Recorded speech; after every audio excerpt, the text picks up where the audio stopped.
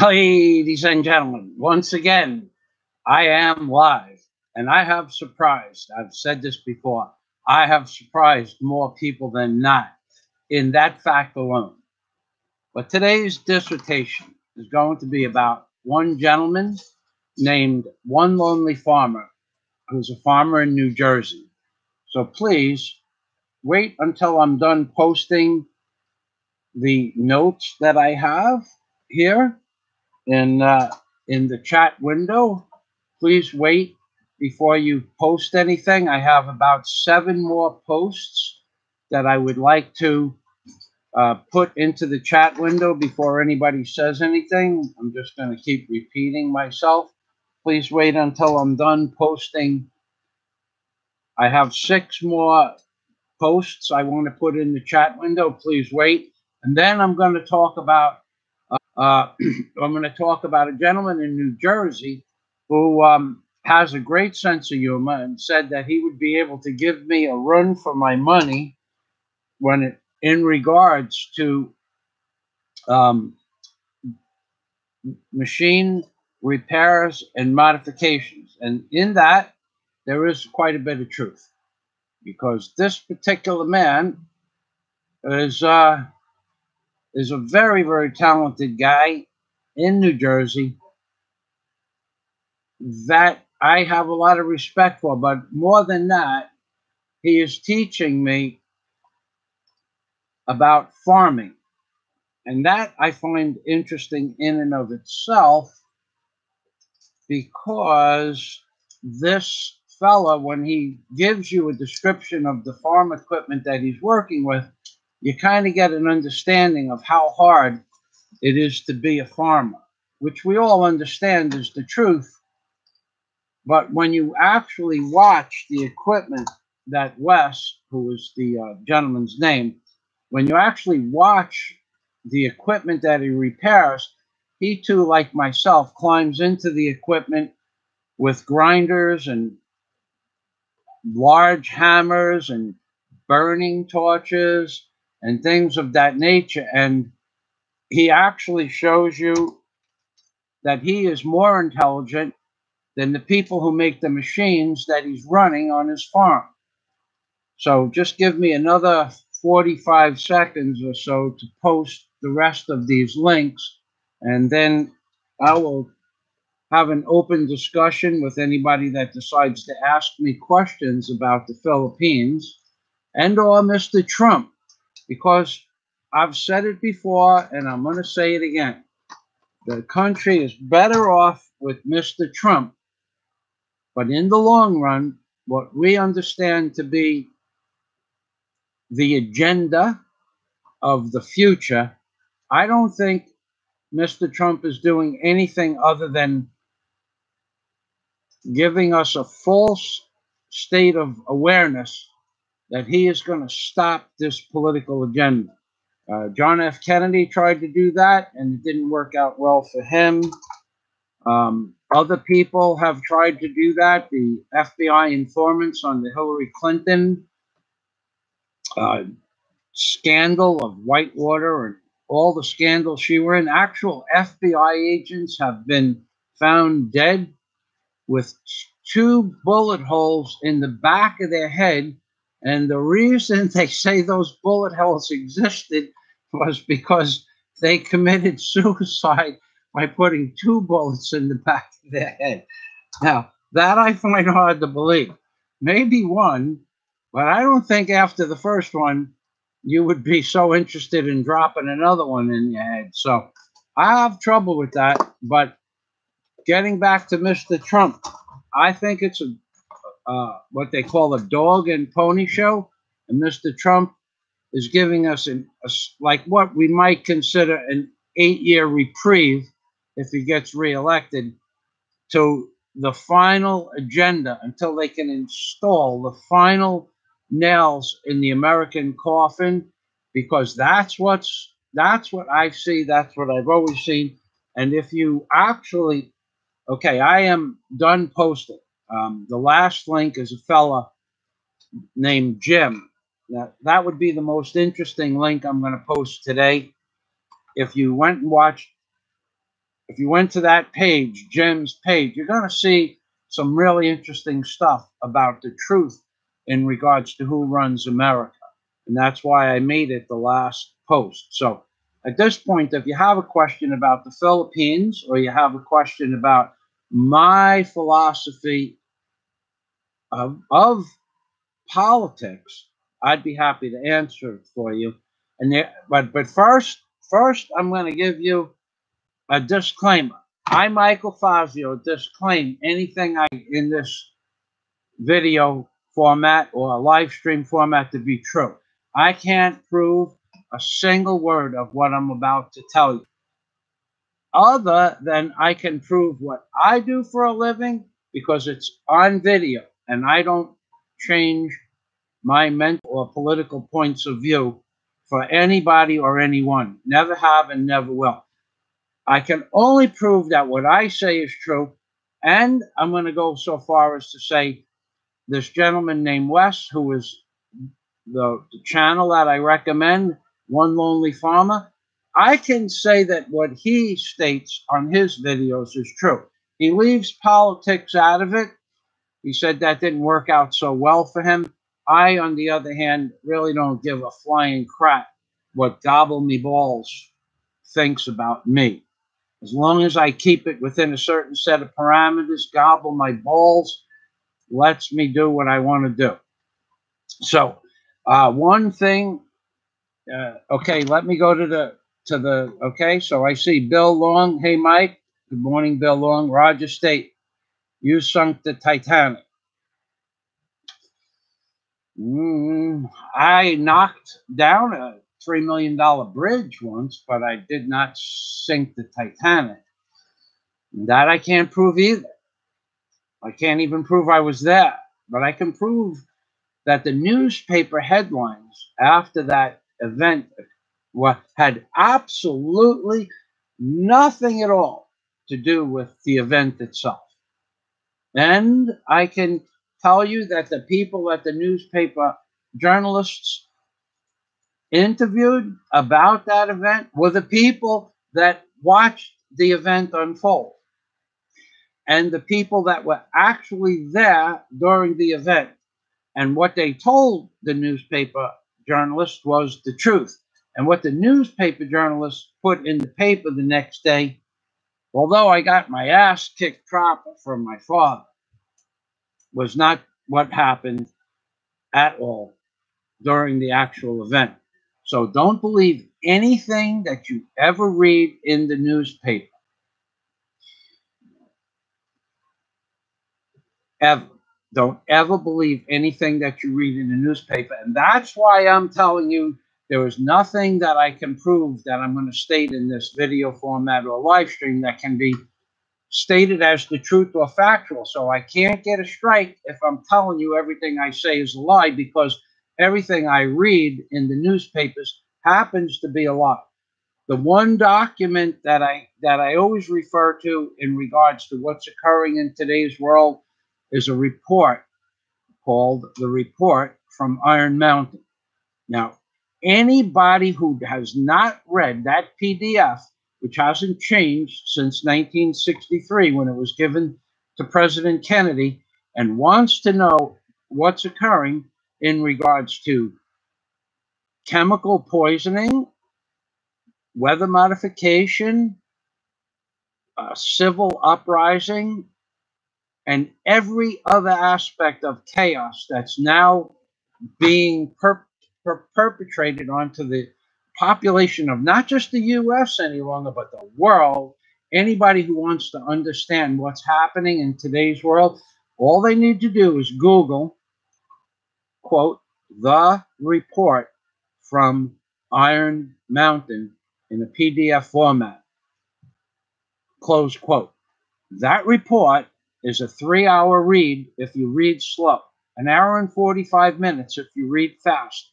And that report explains to you that the plan to disrupt civil liberties and people's civil liberties, that report tells you how not to disrupt people's civil liberties, and everything that would disrupt civil liberties for the people of America, but not just America, the world, everything what not to do to make a nice, calm, even, steady keel flow of civil events.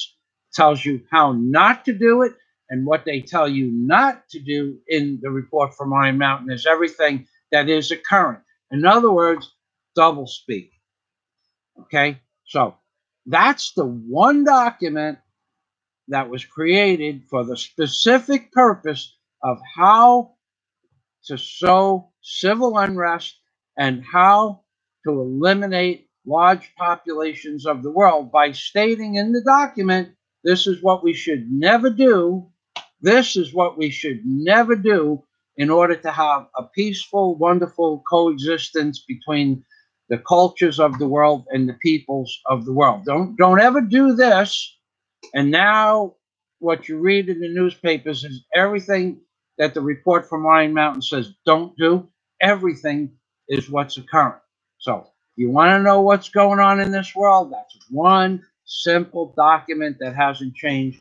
And before I go on to answer Bill's comment, how the Bay is doing, Bill Long, I'm going to tell you that the report was created by somewhere. There were other people that associated themselves with the report, but basically the United States mafia, the United States government requested the presence of about 15 of the world's smartest people in 15 different fields, but also those 15 people had an understanding of the fields of the other 15 participants in this report. And what President Kennedy asked people that were requested to write this report to do would be, how can we as a nation become magnificent, or as Mr. Trump states, make America great again? How can this happen? Okay? How can we make this happen? And instead of writing a report of how to make it happen, these 15 people write a report of everything that should not happen in order to make a utopian society. So what they in fact did was create a report of what to do. Let's say, when in football they have those things, a list of stuff to do, a playlist of what not to do, and the playlist of everything in the report from Iron Mountain of what not to do is exactly what's happening now. And even though back then what they state are theories about mass extinction events and how they could be controlled by genetic and germ warfare, even though we did not know that those things existed in the early 1960s, those programs were going on since World War II and long before. So, okay, so let me get, Bill Long asked me a question about an upload I did about Palawan and the septic water problem they're having in Palawan, Philippines, more specifically Coron, C-O-R-O-N. It's a scuba diving capital of Palawan. Okay, I went there.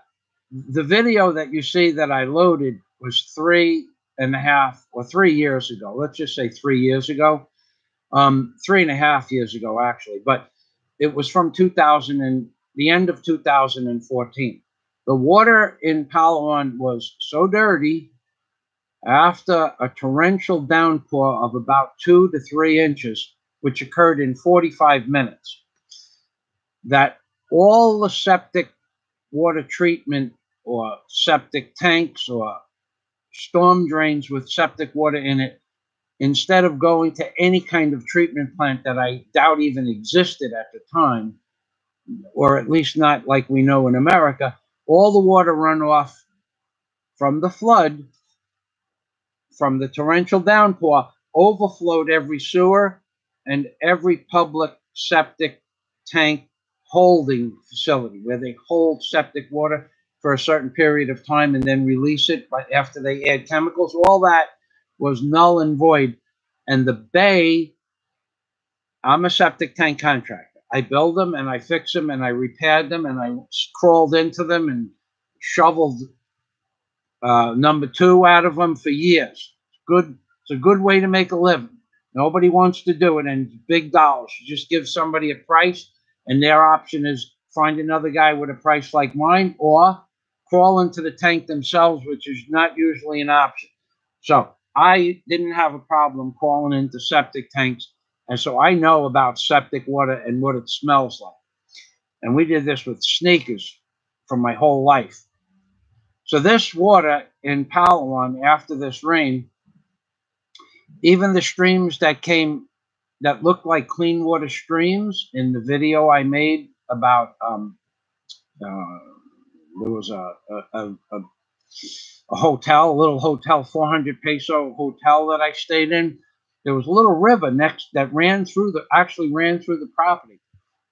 And that water, after this is a different vacation. This is before I got to Palawan, Coron. I stayed at this hotel, so it's really a different island, not a different vacation. That water was so septic, it looked crystal clear, but it smelled like you were crawling into a tank. And that came off of a mountain, which means everybody's septic holding tanks or facilities at the top of the mountain in Palawan was also overflowing. So the answer to your question, Bill Long, is probably the septic water has not changed in Palawan. Surely it hasn't changed here in Bohol, although they're building new roads over the existing tanks. They have not expanded the tanks. They simply don't have the facilities that we have in America. And when I say they don't have the facilities here, for those of you who don't know what a proper septic tank treatment facility is, and I'm going to go based on what I've seen in New York City. There are tanks, let's just say in Far Rockaway and also in East New York, that are not hundreds of feet long, but 1,000 meters long underground. Entire concrete embankments with tanks that are 10, 15 feet deep, 30 or 40 feet wide, and 150 meters long. And in those tanks, they have paddles, wooden paddles on a chain, like a bicycle chain. Those paddles churn up the water, the septic treated water, and they add chemicals to that water. And then from there, the solids come out of that tank by a scraper, with the solids sink to the bottom, and then there's another knife blade with a screen on it that scrapes all the debris at the bottom of the tank to one side, and then there's an apparatus like a little crane that comes in and scoops out the solids. And when I say solids, I mean their biggest problem with solids is prophylactics, actually. They clog up the grinder that grinds up the next stage. So that's why they take the solids out first. And like I said, their biggest problem is plastic bags, but an even more prolific problem is prophylactics, used rubbers. That's the one thing that the grinder doesn't like the most. So they have nothing like that in the Philippines. They might have holding tanks, but I've asked the gentleman in Tagbilaran if I could go down into the facility, and they said no. And then I asked him if they had that paddle and aeration systems, and he said no. And I asked him if they treated the water with chlorine, and he said no. Now, I don't know if he understood what I said, but he said no to the three processes that I know need to happen to treat waste treatment in the Philippines. So after it goes through the paddles, it goes through a grinder. And then from that grinder, an anaerobic bacteria is added to the mix. And that bacteria and that water, that grinded up water, and now minuscule particles, like a hamburger patty type of mix, goes into another tank, and that tank has bubblers on the bottom. And now the bubblers give the anaerobic bacteria life sustenance in form of oxygen, and the oxygen eats up the bad bacteria. They don't have anything like that here in the Philippines.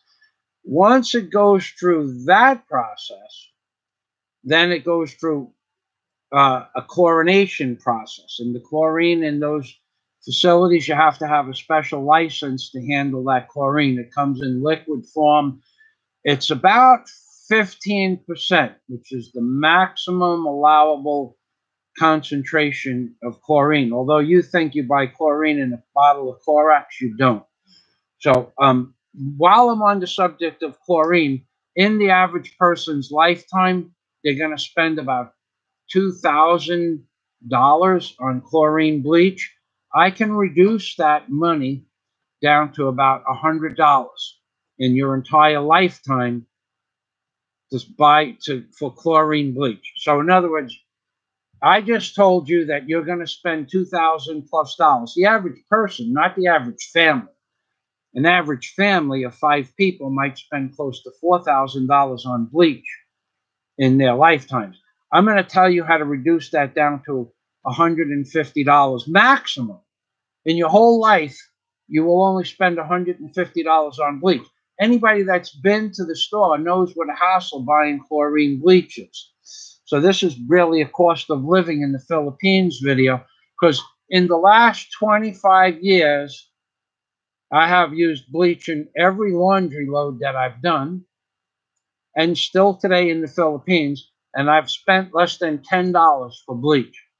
And the way that you can save those tens of thousands of dollars if you have a big family and you like bleach is to buy a plastic bag of bleach, crystals, chlorine crystals. But that's how it comes in some stores here in the Philippines. Comes in a plastic bag. A kilo is $2.40. A teaspoon in 1 gallon of an old 1 gallon bleach container, 1 teaspoon is all you need. You get about 300 teaspoons out of this kilo. So you make 300 gallons of bleach for $2.40. This saves you many thousands. Let's just say a family of 4. You're going to save $5,000 in time, because it takes time to take those 1 gallon containers off the shelf. It takes time to put them into your cart. It takes time to put them back onto the counter to get them priced out. It takes time to put them back into your cart if you're loading your cart. It takes time to put them in your car. It takes time to take them from your car to your house and put them on a shelf. Okay, so that's 6 processes that you eliminate right off the bat. Plus, now let's say you buy 4 gallons of bleach. Water has a weight of 8.2 pounds per gallon. So you buy a gallon, you buy 4 gallons. Now you're humping 34 gallons, 34 pounds of chlorine off the shelf into your shopping cart, 34 pounds of bleach from your shopping cart to the counter, 34 pounds of bleach back down into your shopping cart, 34 pounds of bleach into your car. From your car, you're humping 34 gallons of bleach with no shopping cart, usually in your hands, to your basement or wherever you do your laundry, and that's where you have to store 4 gallons of bleach. If you do it my way, you spend $2.40 to make 300 gallons. And you just take a teaspoon of powder, chlorine crystals, that I will not bring into the house. You dump it into a funnel, into the top of your old Clorox bottle, and you save, if a gallon of bleach costs, let's just say $1. Clorox was about $1 for a gallon, and you can make 300 gallons for $3. Cost you 1 penny per gallon to make bleach. So, digressing back, I just saved you thousands of dollars. And this is the kind of information that I have on my Patreon account, that you people, that I give out to certain people, certain pieces of information. And this information is the kind of stuff that the people in Patreon get when they ask me a question about the Philippines. So I'm going to go back. Bill Long asked the question. That's the end of that question. Okay, now, Chris, flat Earth. The Earth is flat, Chris. Always was, always will be. The Vatican, the church before Columbus sailed to America, and in the 1400s, everybody in the world thought the world was flat. It wasn't until they changed it that the world, there was no such thing as globes, the globe Earth model before the Vatican changed it to being a globe. But you should look up gyroscopes prove the Earth is flat, and they do. And you should look up water seeks its own level. And if that's the case, it's simple physics that I could look across the bay right now if I opened up that curtain, and I'd see Cebu, Philippines, at 34 kilometers away, and I would see the shoreline.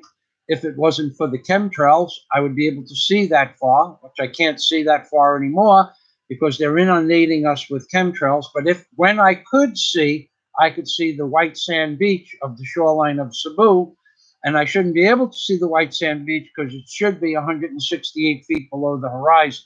So the Earth is flat. It's always been flat, and it will always be flat.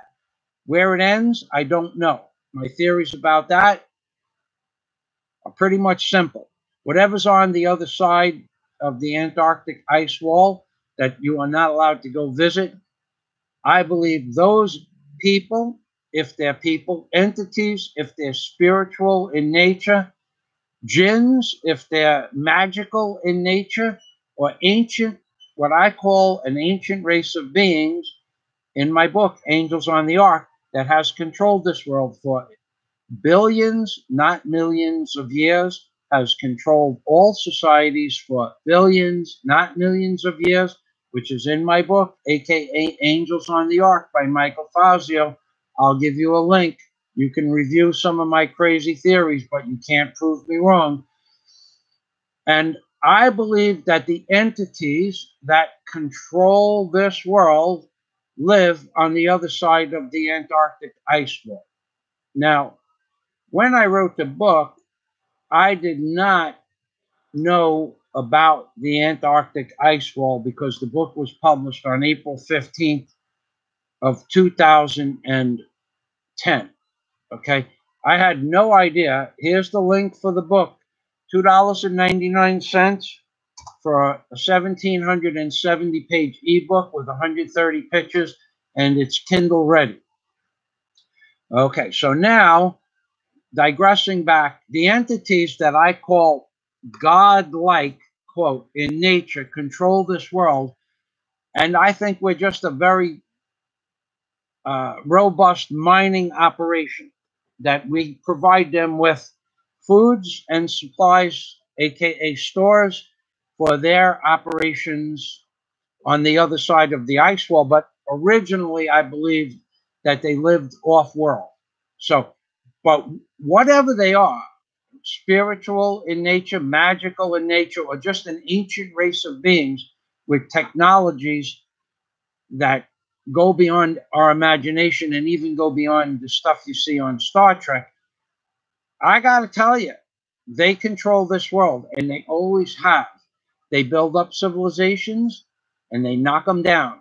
And this one, a.k.a. America, and the rest of civilization is getting knocked down as you listen to me speak.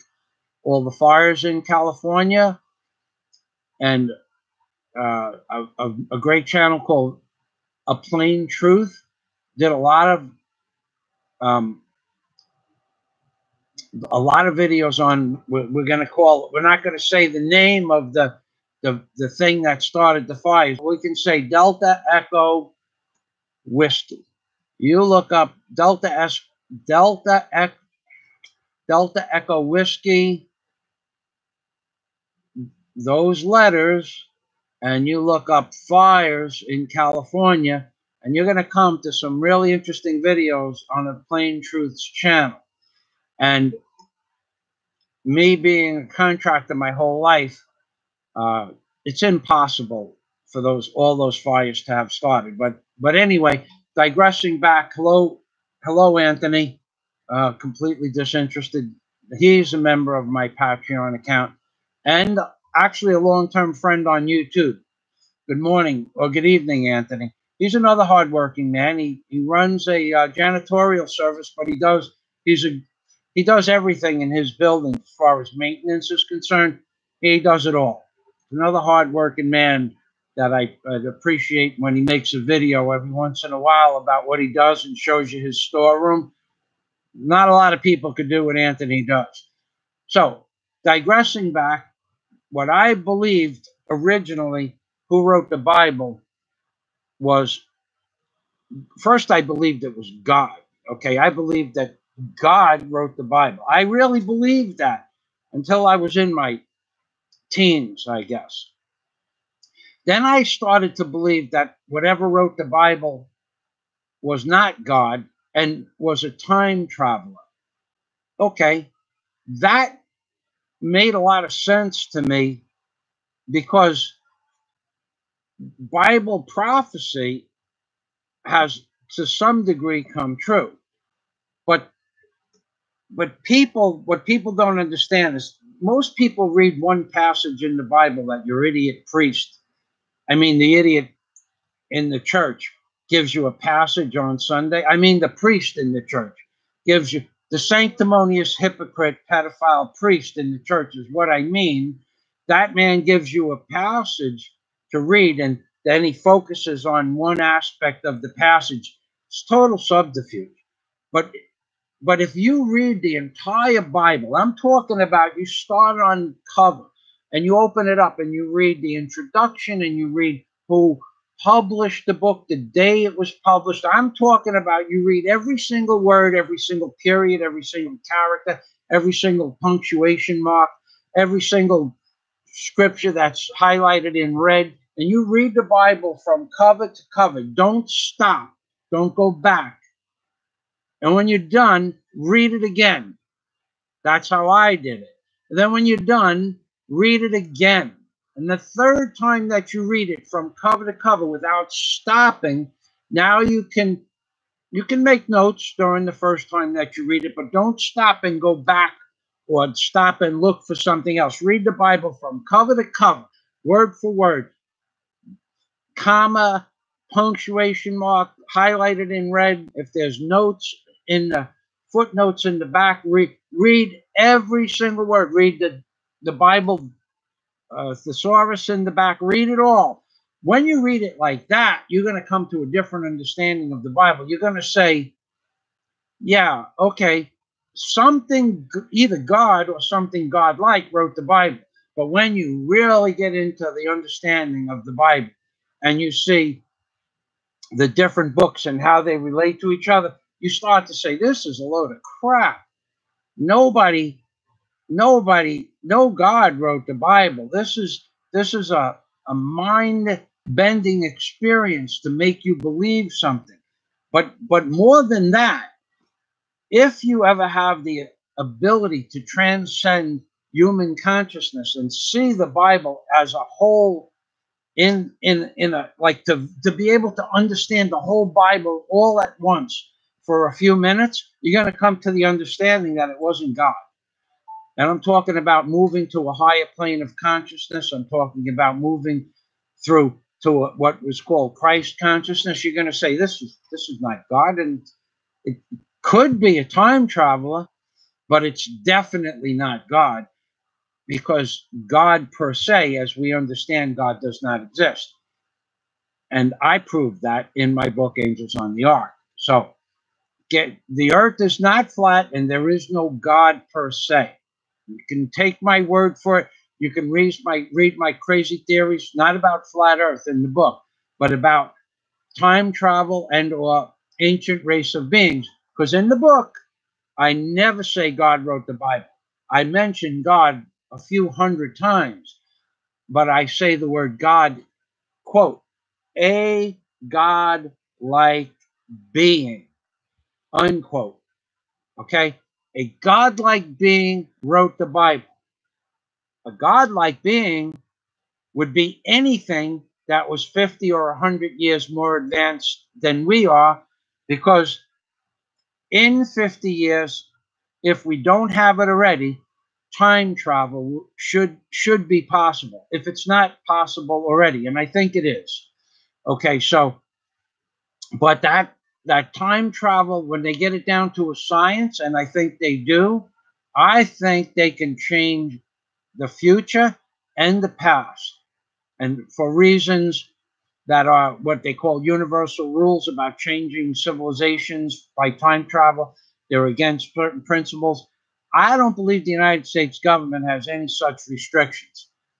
But anyway, moving on. There is no God per se, and I've died twice, so I can tell you what happens on death is you become aware that you're dead. You rise out of your body. You sense a feeling of well-being, and I think this happens to everybody. Even John McCain probably is going in the same direction as you, a saint or a wonderful person that goes to church every day and does the rosary 6 times a day. I personally believe you're all going into the same plane of existence after life. Where you head from there is it's I think it's up to you. That when you realize if you've done a whole bunch of really bad stuff, I think you say, I'm going to make some of this up. That's called karma. But I think you can transcend karma too. And that's why the elites don't give a flying crap what happens to you or me. They never did. Because I think that the great secret, quote unquote, by the Masons is that there is no God, and that the consciousness that controls this world can be contacted and related to, and maybe even spoken to if you get involved with those trance-like planes of consciousness. I've seen things that you can't comprehend. So when I say I believe, I actually know they exist.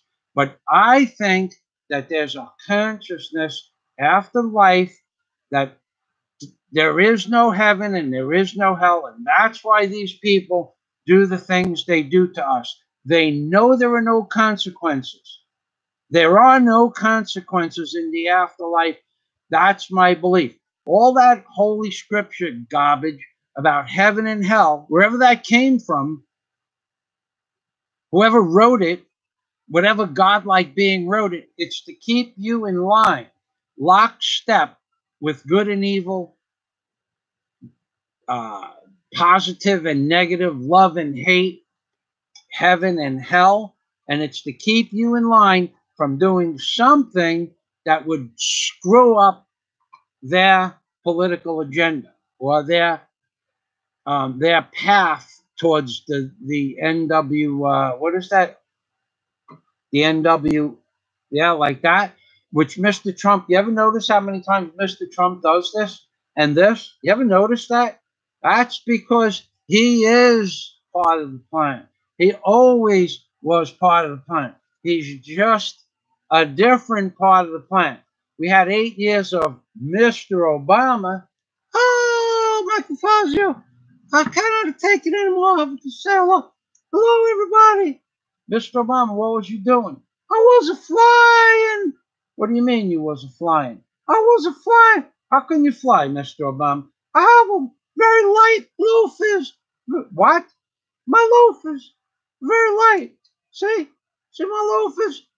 They only weigh less than hydrogen.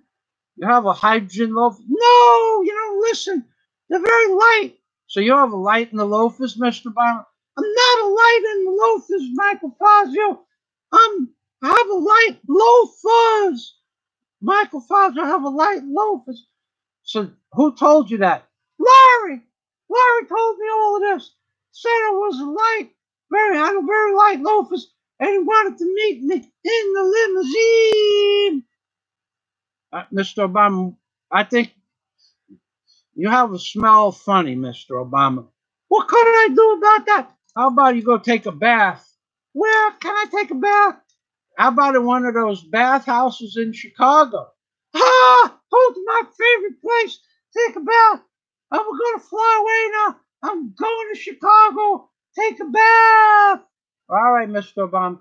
But the light in the levels makes your labut very hot. Very good.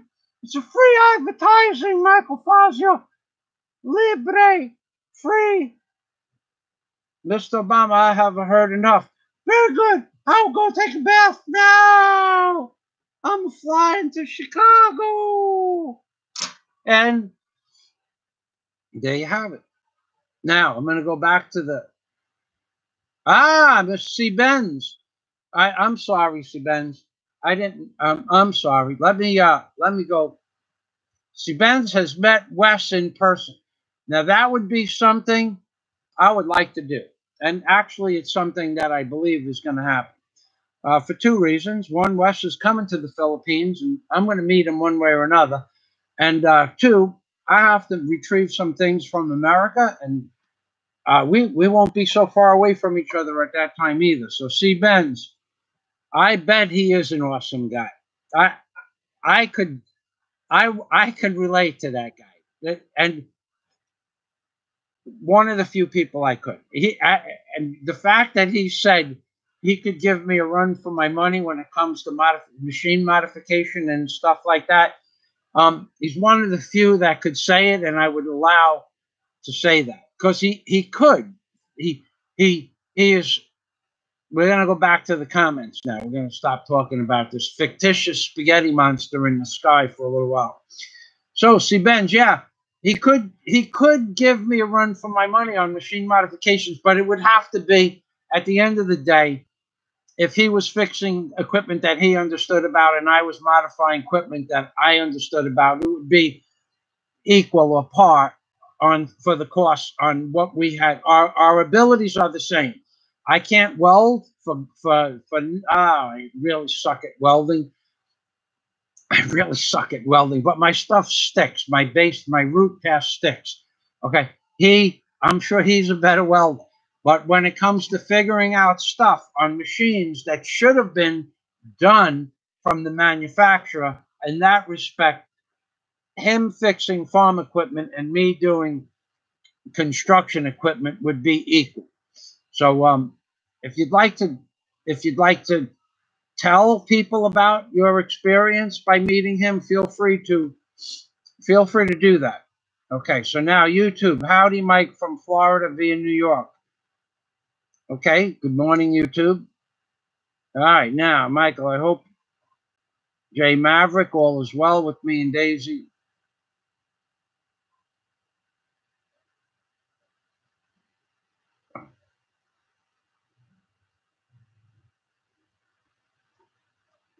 I have no idea what a crumb gaffer said. Maybe it's another language besides English. Am I going to fix that problem that Filipinos going through long before you moved there? I have no idea what you mean. You want to try that one again? Completely disinterested. Anthony, good morning.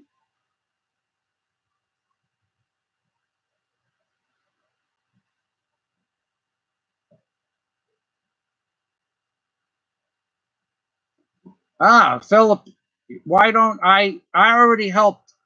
I did more for the Filipinos than most of you people. And I'm not going to start a GoFundMe page for the Filipinos because that's illegal. I'm not going to ask for money for the Filipinos because that's illegal. But I'll tell you what. If you, some unknown person, a crumb gaffer, who feels the need to donate money, you send me a private message and I'll tell you where. No, I won't even do that. It's against the law, dude.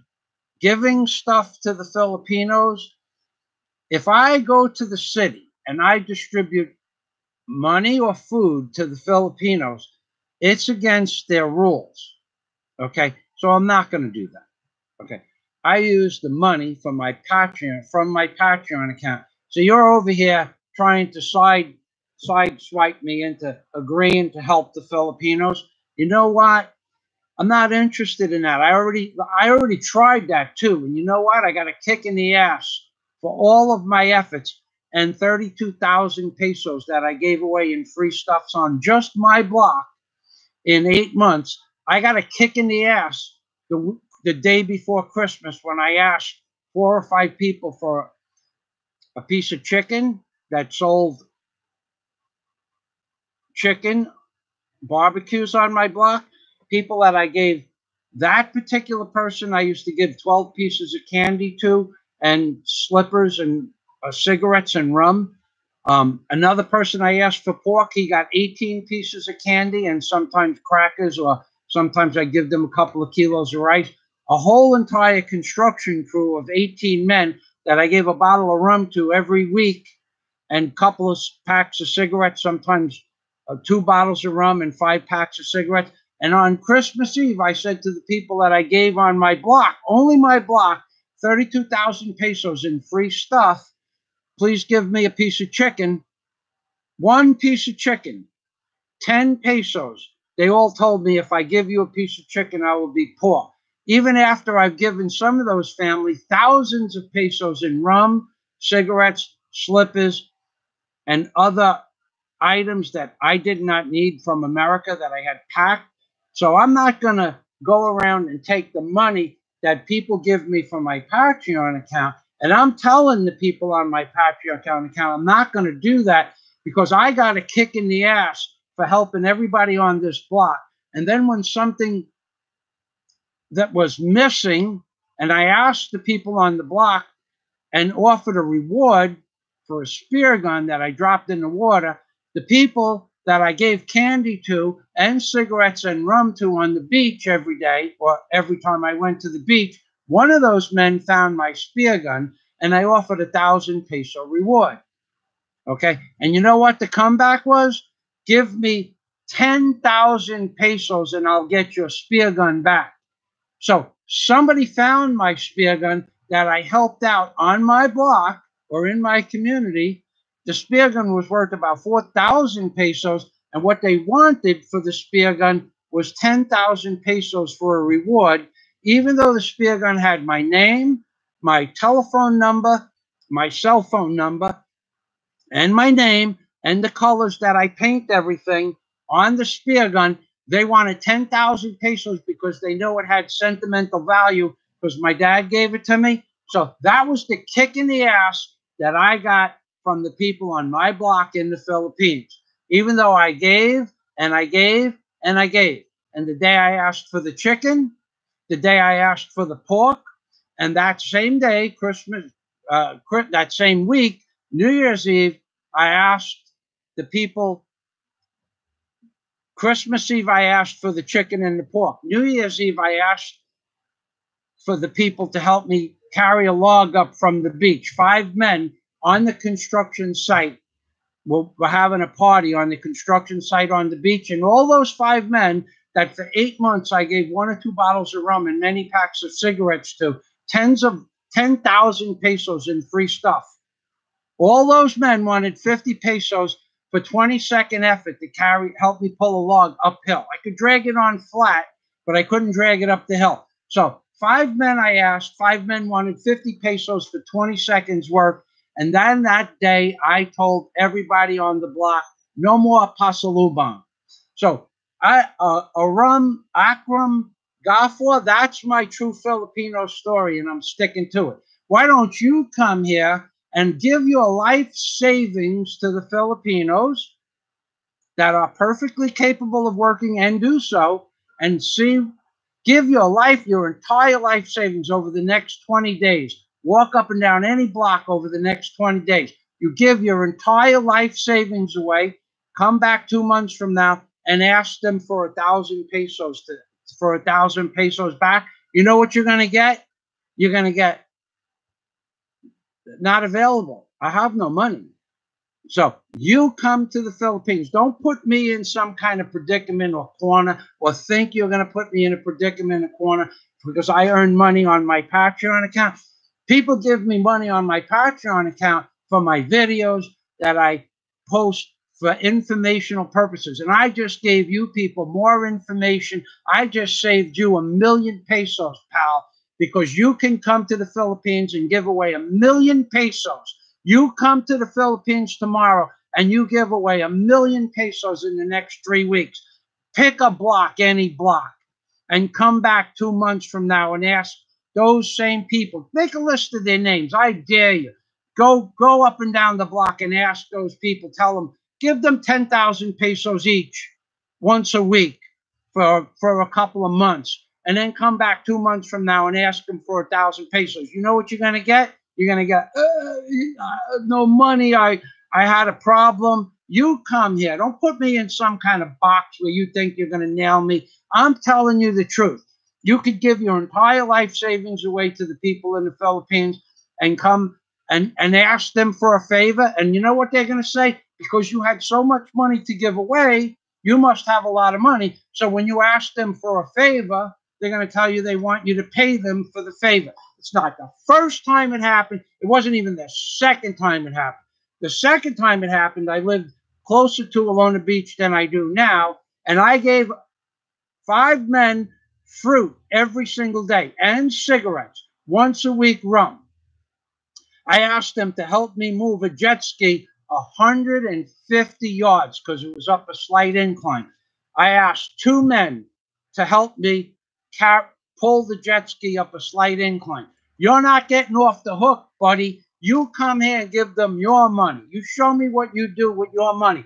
I don't feel like giving them anything. I already tried that. And what I got when I needed a favor back in return was a kick in the ass. Okay, so now I asked 2 men that I gave breakfast, rum, and cigarettes to every day. And you know what those 2 men did? Now, there were 5 men that hung out at the pump boat Nipper Hut. Those 2 men said, wait a while, we'll be back.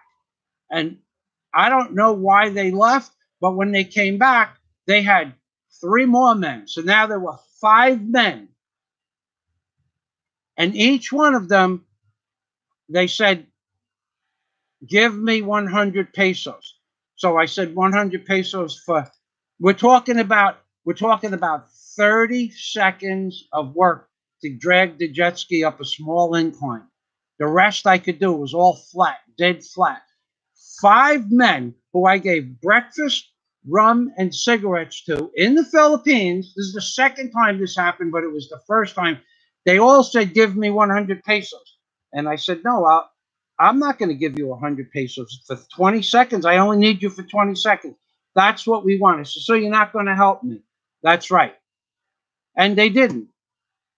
The woman whose house I was renting from and her elderly husband, who was 75 at the time, a 45-year-old woman and a 75-year-old man, came, was in the backyard. I went to the house because it was all on the beachfront property. And her and her husband helped me for about 30 seconds to get it up the hill. And I told them that's enough. And those 5 men watched. Okay, so if you want to come here and you want to give your money to Filipinos and you feel this need to give something to people that would let you starve to death in the street, you just come and do that. You just come here and be the good Samaritan, because for me, that was the first time it happened. No, that was the second time it happened. The first time it happened in Cebu. I'm not even going to tell you about that. It was not as bad as the second and the third time, but I tried helping Filipinos and then asking each person that I helped along the way for a favor in return, a small favor that just required some physical exertion, and they all laughed at me and wanted more money. So if there's no tit for tat, then I'm not interested. Okay? That's just me. You want to give your money away? I bet you have never done anything for the Filipinos that you could prove. And if you did, of course, you're going to say, don't expect anything in return. What did I expect in return? I expected 20 seconds of help from 5 men to hump this log up the hill after I gave them 10,000 pesos in free stuff. Okay? So I'm asking for 20 seconds of assistance from 5 people after I gave them rum, cigarettes, and food every week on Saturday night. And they wouldn't give it to me. You be the good Samaritan. I'm going to pass. And I just help more people understand the Philippines than you, in your infinite wisdom, could possibly help in your entire lifetime. Did that answer your question, by the way? I hope so.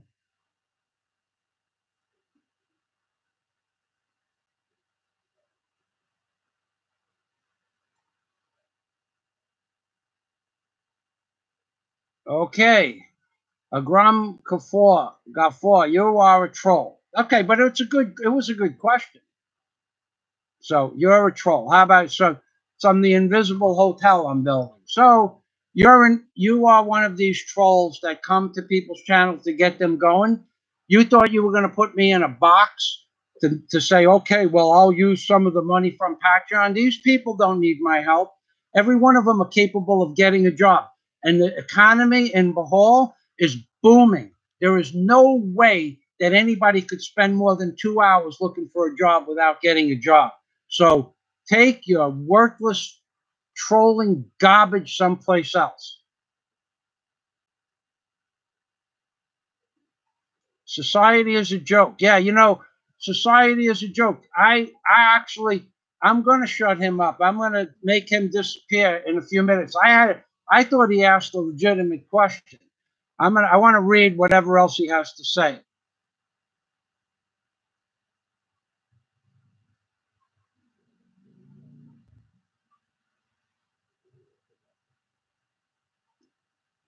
Okay, Gary Edward. That's an interesting observation. Thank you for that, Gary. Bathhouse Barry, the bubble scrubber. Larry, yeah, that's right, the bubble. Peekaboo. Hello, Peekaboo. See you soon, I hope. Peekaboo is going to come visit. Rabbi, was Gillian truly on a 3-hour tour? I think it was a conspiracy. Gilligan's Island. Nobody knows what you're talking about, Peekaboo. It was a funny program. A lot of it had, yeah, the humor in Gilligan's Island. You're never going to see a program like that again. Thanks for the smile.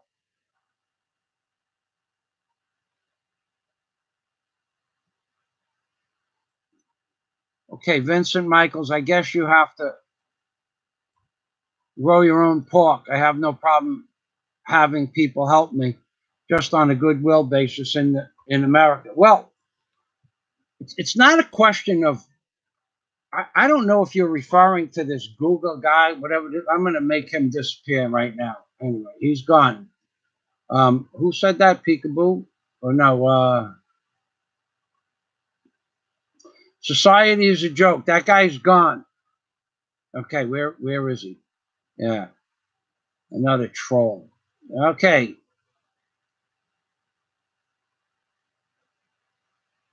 Okay, hide user on this channel. So everything that you say from now on is just a waste of effort. Okay, so let's go here. So does anybody else have a question about the Philippines?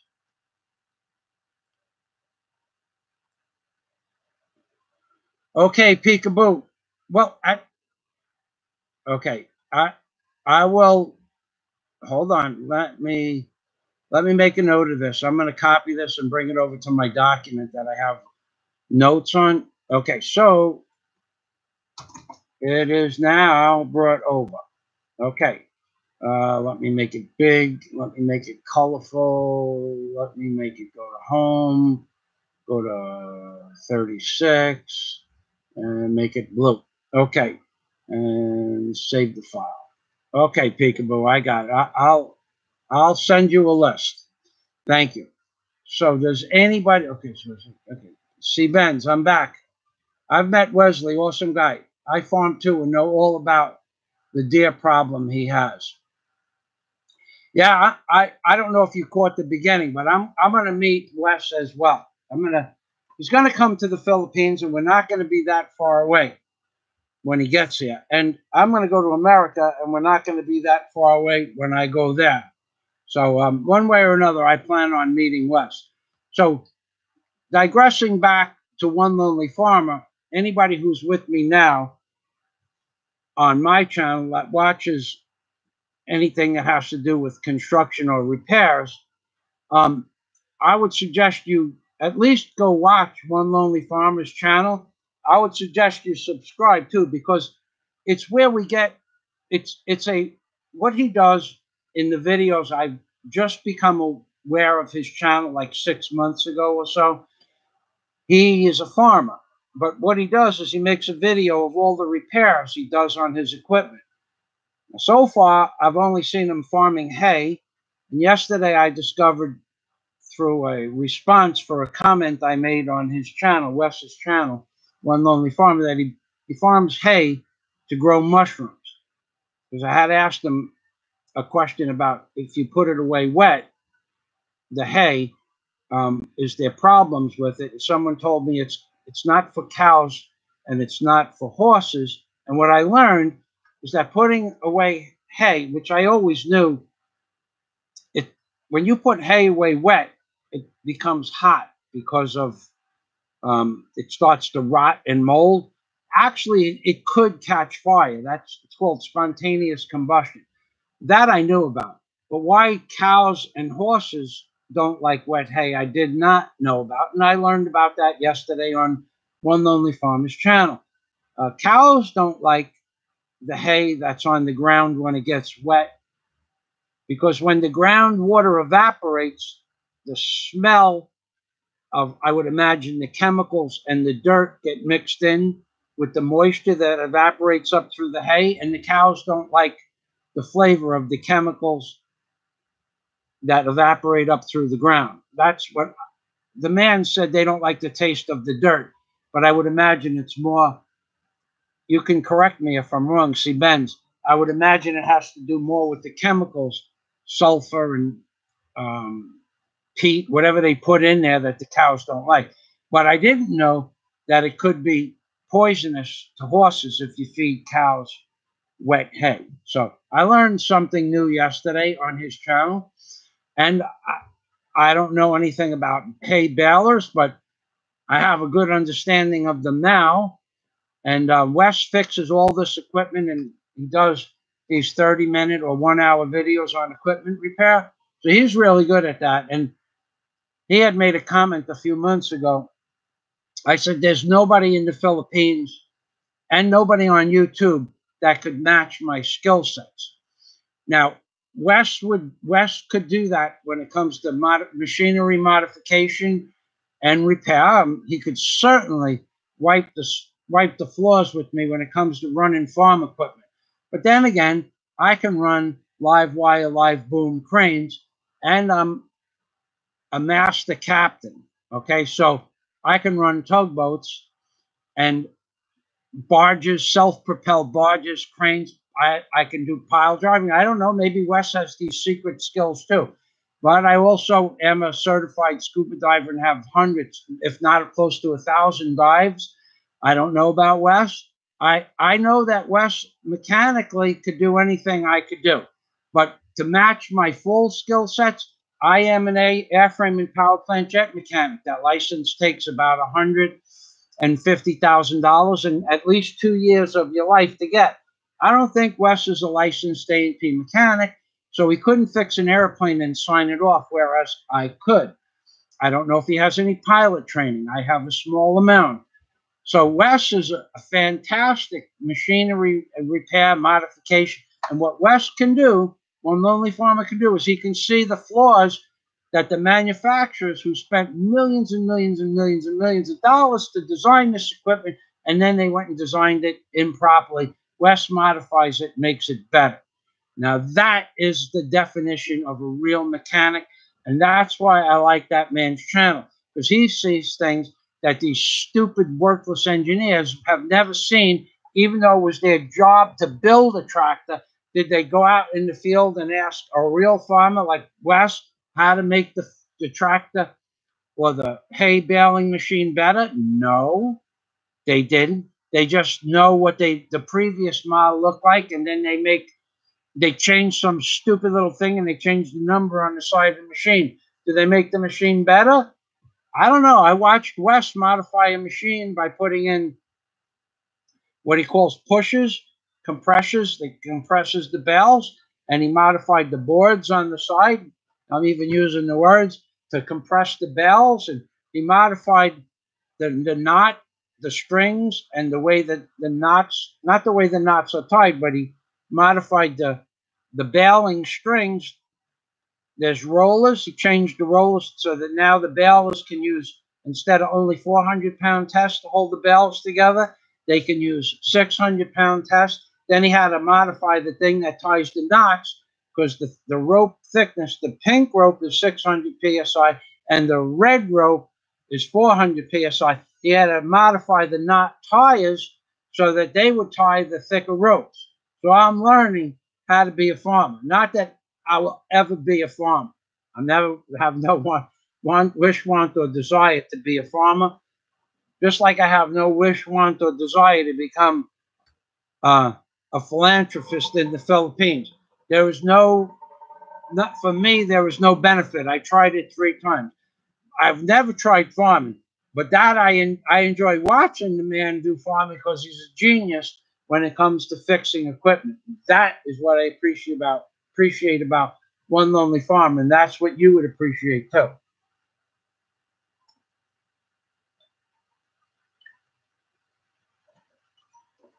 All right, see, Benz, I heard him say that about growing corn grain next year. And yeah, I heard him say he did something. He brought back an old hayfield and is talking about a video by putting certain chemicals down. I guess he did the same thing to make. I'm asking you, do you do the same thing for a cornfield? Do you have to add a different? He added some special fertilizer to a land that was basically barren, and he got a good crop of hay out of it. That he was saying yesterday. Do you have to do you have to change the fertilizer for grain? I guess you would. But for me, grain and corn, and wheat, hay, to me, I wouldn't know what to do. But if you want to explain it, I would like that.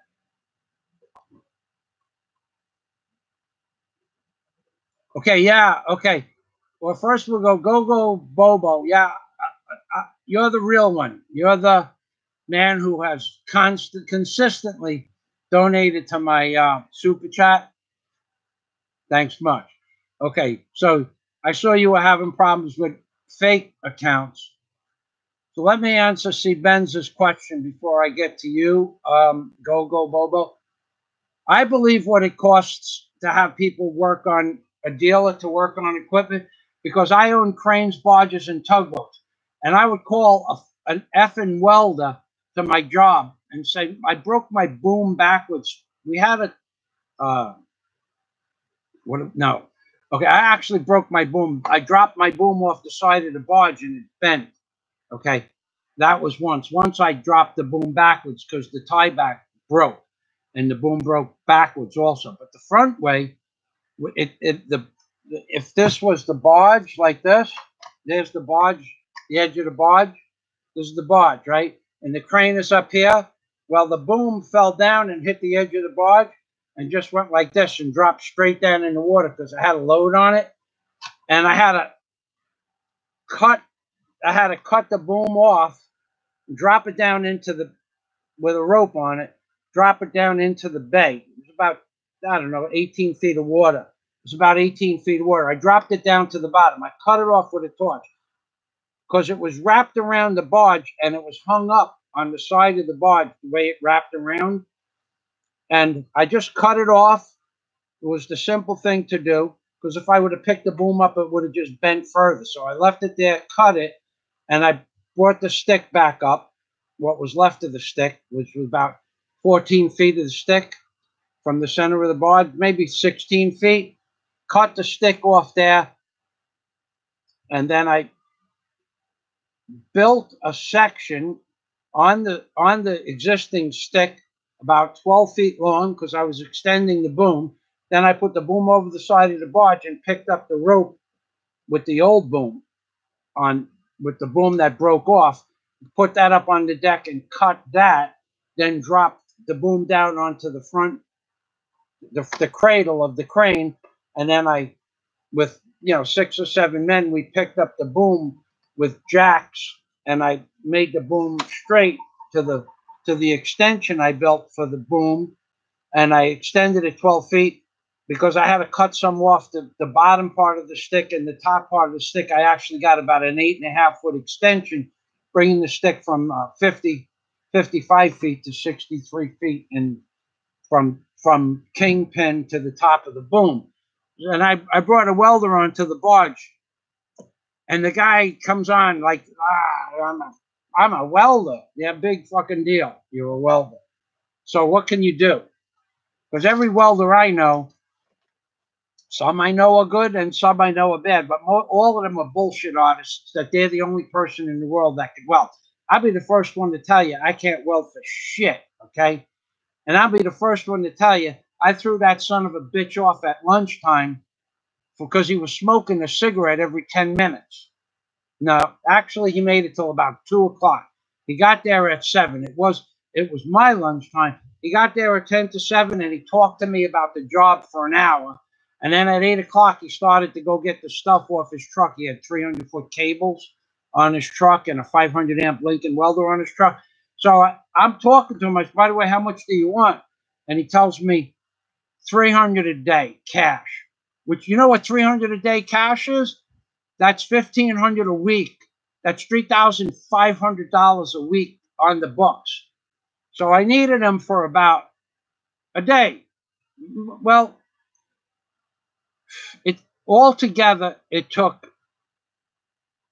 me 2 days. So the first day he was there, every 10 minutes he smoked a cigarette and stopped to look at his work. I had a needle scaler with an air compressor to knock the slag off the rust. He says, no, I don't do it like that. I'm a welder. And he had a chipping hammer.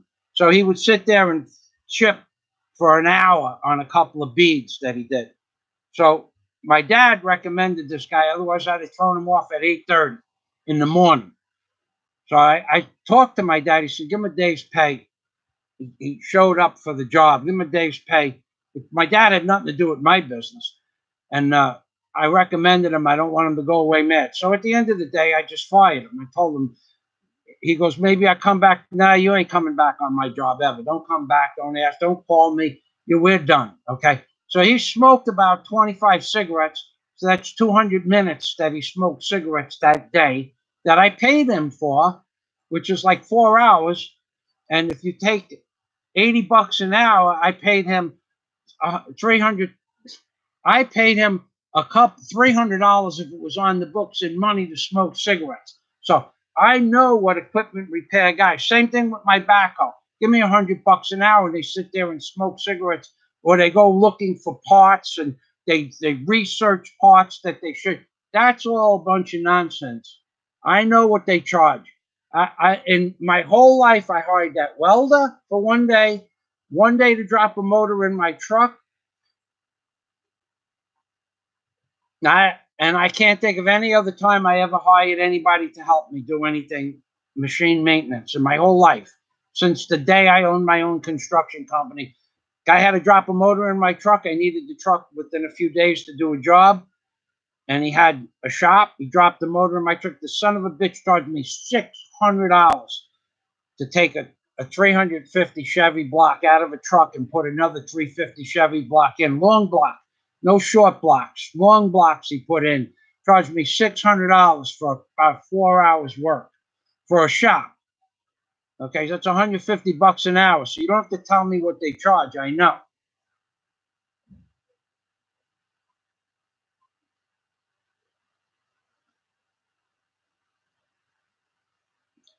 Go, Bobo. Let's talk about real stuff. Okay, no, I don't like that hollow. I ate it once and I'll never eat it again. I don't like soft, mushy shit in my mouth. I don't mind pineapple. I'll eat a banana, but I don't like those gooey balls they put in hollow. I don't eat balut. Not interested in trying it. Looked at it. Don't eat it. See, Benz, that was a Heston baler he got to help the crone. Yes. I remember the name. The twin discs. That I don't know what you're talking about. The twin discs. Twine discs. Oh, twine. Yeah, the twine discs that roll out the twine. Twin discs is something I had in my stern drive on my self-propelled barge, a Murray and Tregurtha stern drive with twin discs, with a twin disc transmission. But I won't explain that here. Okay. No, he's not. He's a good man, Wes. He's a really good man. When that guy said a few months ago, well, maybe a month ago, he said, I watched Michael Fazio's videos, and I think I could give him a run for his money when it comes to engineering skills. That's when I started watching Wes's channel. And that's what I realized. Yeah, he could do that. In machine maintenance and equipment repair, you can only reach a plateau of being the best, okay? And then from there, it's what your name is. Wes is the best, and Joe is another farmer that's the best, that's equal with Wes, and C. Benz might be the best in a different state, but you can only reach a certain plateau in equipment repair and maintenance, and then you're as good as it gets. Then it's what your specialty is, and Wes is right up there with the best. Okay, now Go Bobo. Farmers were taking for first SAS teams in war because of their ability to make. Now that makes to make and fix things. They were more useful in the field of war. You know, Go Bobo. Now I know you're the real Go Bobo, because you do have some good information now, and it would be true. The farmers were the people that would. A farmer has to be able to fix anything, and before the age of electronics, they could fix anything. Now the electronics probably have to go out and get recalibrated, but farmer could fix a gearbox in a windmill. He could fix the transmission, 4 or 5 speed or 3 speed transmissions with clutches in their equipment before it became automatic. They could fix the rear end.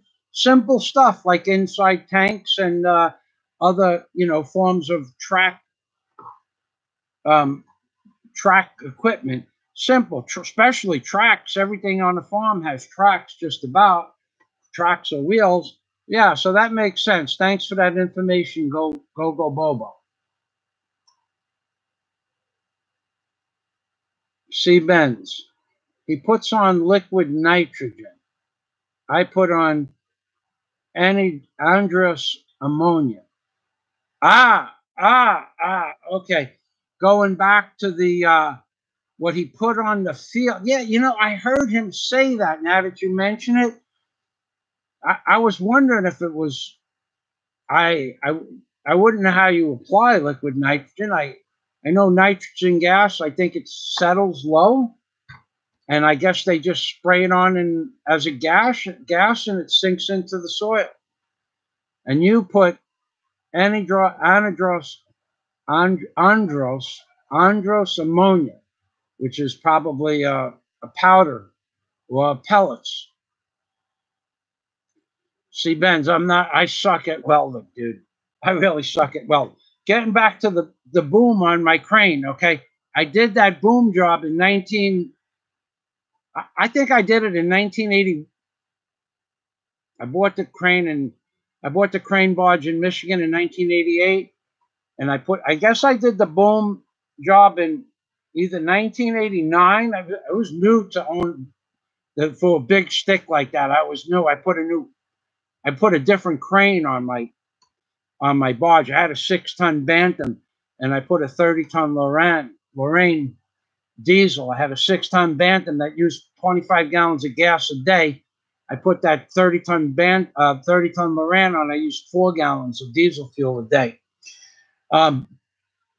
Yeah, I'm not a good welder, but I'm going to tell you something.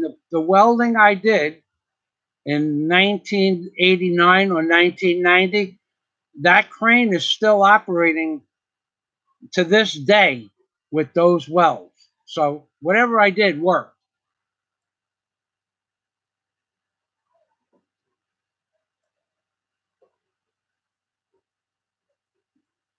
All right, go, go, Bobo. I can't do the things you can, but I can weld. Now, see, that's an art, welding. I mean, first of all, the reason I can't weld anymore, I was okay at it. I could not pass my welder's exam because of the overhead T-weld. That's the one I failed, and I never took the test again. And I was only in high school. I wasn't very experienced in welding. I was just welding at night in night school. I took day welding, and then I took night school for 2 years, 6 months, 6 months terms from September to December, and then from January to June, I took those 2 years in my junior year. So I was pretty good, but not good. But now I can't see, and I don't care. I melted. I get that root weld going. I'm good to go. Nothing I ever welded broke. Well, I can't say that. If I was in a hurry and I don't grind off the dust rust or the deep-seated rust, it'll break apart. But when I'm not in a hurry, if I stick it together, it usually sticks together. It ain't pretty though. Okay, so that what you have there, go, go, Bobo, it's an art. That the whole welding process, following the bead, knowing how much heat. Yeah, thanks for sharing.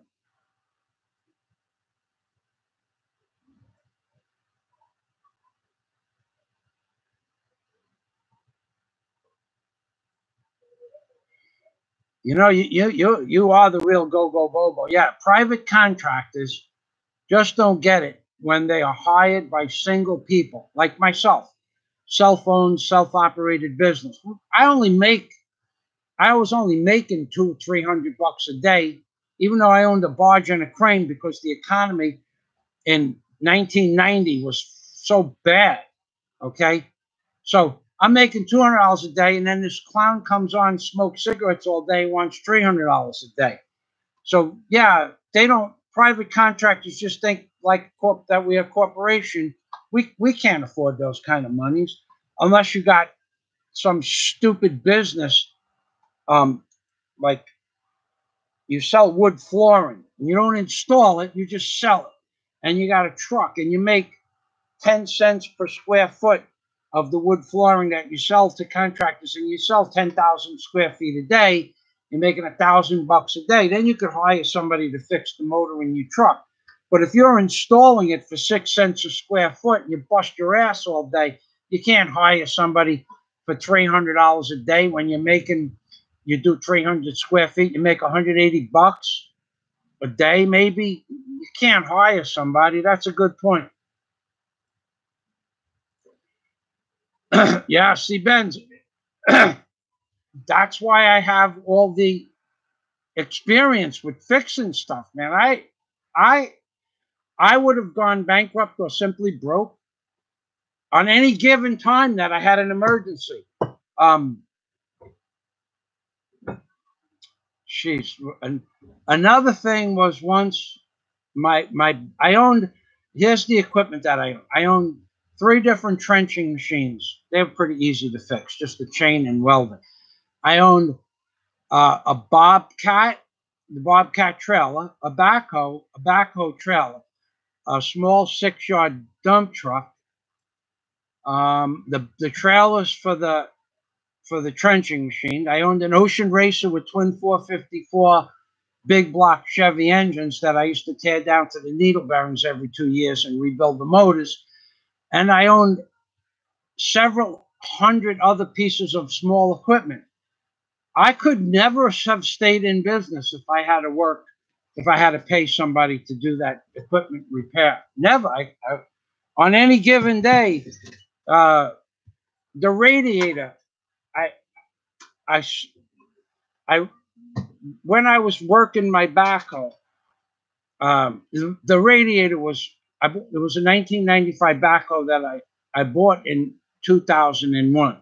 But around 2005, which made the radiator 10 years old, a twig jumped up from underneath the backhoe and punched a hole vertically through and horizontally through just about everything in the radiator. So I had to buy another radiator. So there was a guy in the what the heck was the name?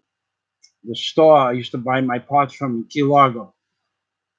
Oh, Richard, Napa Auto Parts. There's a guy in Napa Auto Parts told me that he would change the radiator when I bought the radiator for $500. Okay, it's only 30 bolts to take the radiator out of the backhoe, and with the air ratchet, it took about an hour to take the bolts out. While the radiator was out, I changed the belts also. But he wanted $500. I did the whole job in 3 hours, and I did it for the first time. He was a backhoe mechanic and told me, so he wanted $150, $165 an hour, cash money, to take a radiator out and put a radiator back in. And there's no guarantee he was going to clean the rust out of the inside of the hoses. There's no guarantee he's going to double band it with bands facing opposite directions. There's no guarantee he's going to put everything back together right. No guarantee at all. But he wanted $500 for what took me 3 hours the first time I did it. The next time I had to change the belts, I had the radiator out and back in, and the belts changed in less than 2 hours. So he could have probably did it in 2 hours. So basically wanted $200 to $250 an hour. Unless he was going to use a hand ratchet and dog the job all day. Well, then if he uses a hand ratchet, he's not really a mechanic, is he? No, the answer to that question is no. I use air tools. I have that half-inch. I have a 1-inch drive air ratchet. I have a couple of half-inch impact guns. I have a half-inch ratchet, and I got a butterfly air ratchet. Okay, I don't fool around. I take stuff apart in 45 seconds. I'll take four 1-inch bolts out in 45 seconds. Where you stand there with a hand tool for maybe 10 minutes. I don't do that kind of stuff. I work like a man. I mean, how a man should work. That's what I went to say.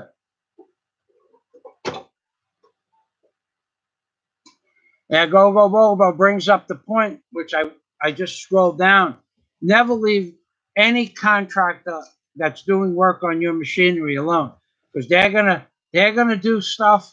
If they strip out a bolt, they don't care. Even if it's an important bolt, they don't care. They're not gonna tell you they stripped out the bolt. You're gonna have a problem down the line. If they don't put a gasket in right, they'll just crush it a little tighter and hope it stays sealed until they get off the job and get paid. I don't trust automobile or machine mechanics after like I said, I only hired 2 guys, but I watched other people screw up. Don't. If you can fix it yourself and it takes a little longer, fix it yourself.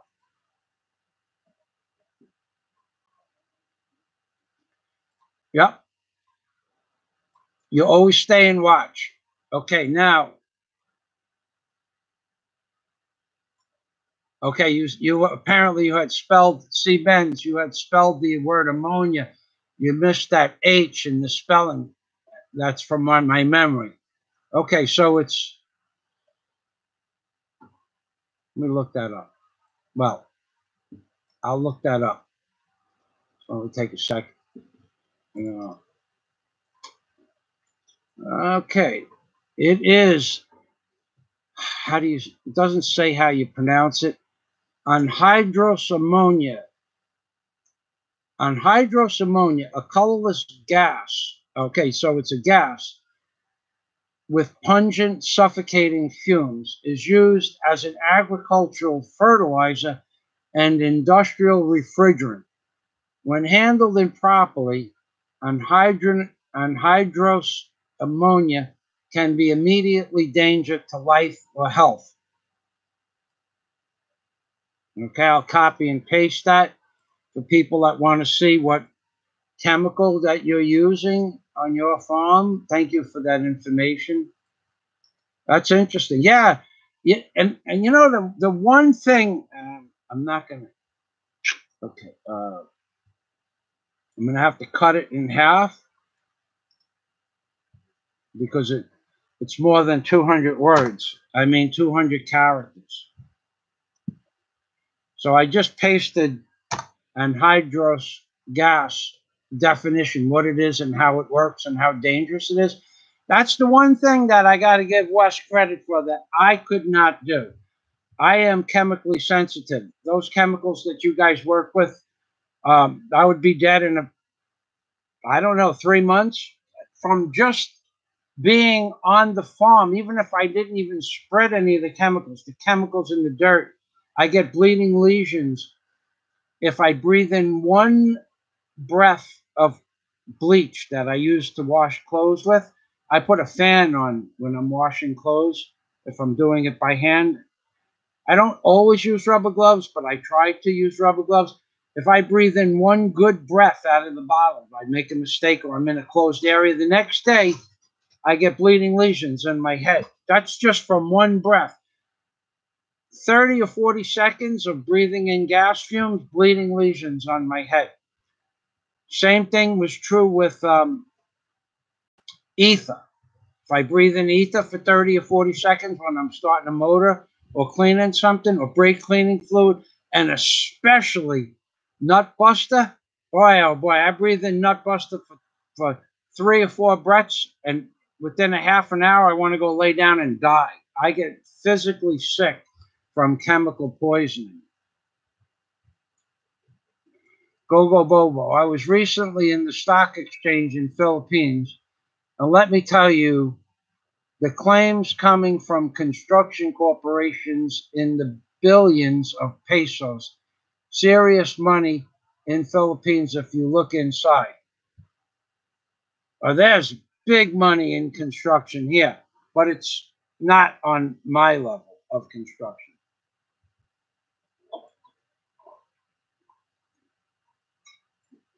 They just built a whole airport on the island of Bohol, hundreds of billions of pesos. And they built malls. They built some of the biggest malls in the world in Asia and in the Philippines too. There's big money in construction. And the mall job where the wall collapsed in Bohol in Tagbilaran, that's a couple of billion pesos, I'm sure. And that's owned by the mall that's across the street from the BQ Mall. What's the name of that mall, honey? Mm-hmm. The name of the mall across the street from BQ? Altaurus. Altaurus Mall. They're the big companies, but they just extended their mall. They bought a piece of property, put up a mall, I guess 20 or 30 years ago.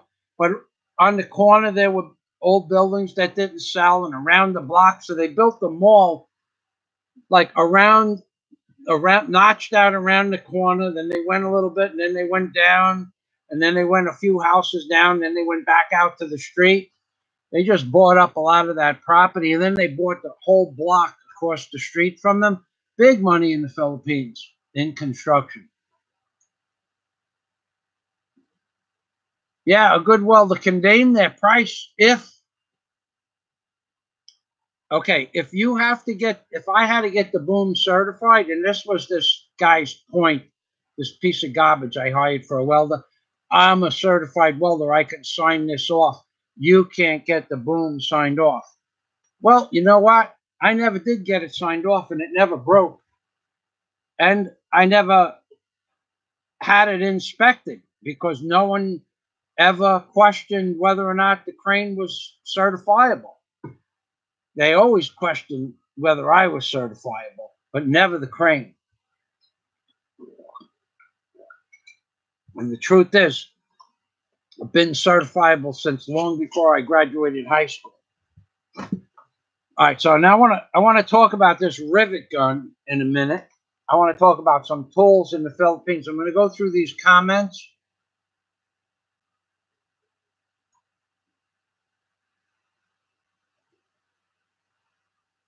I don't know what EWE means. If it's in my book, I knew at one time, but I don't remember what it is offhand.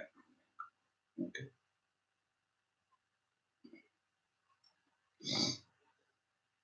Go Bobo is a divorce lawyer by trade. At least you make good money.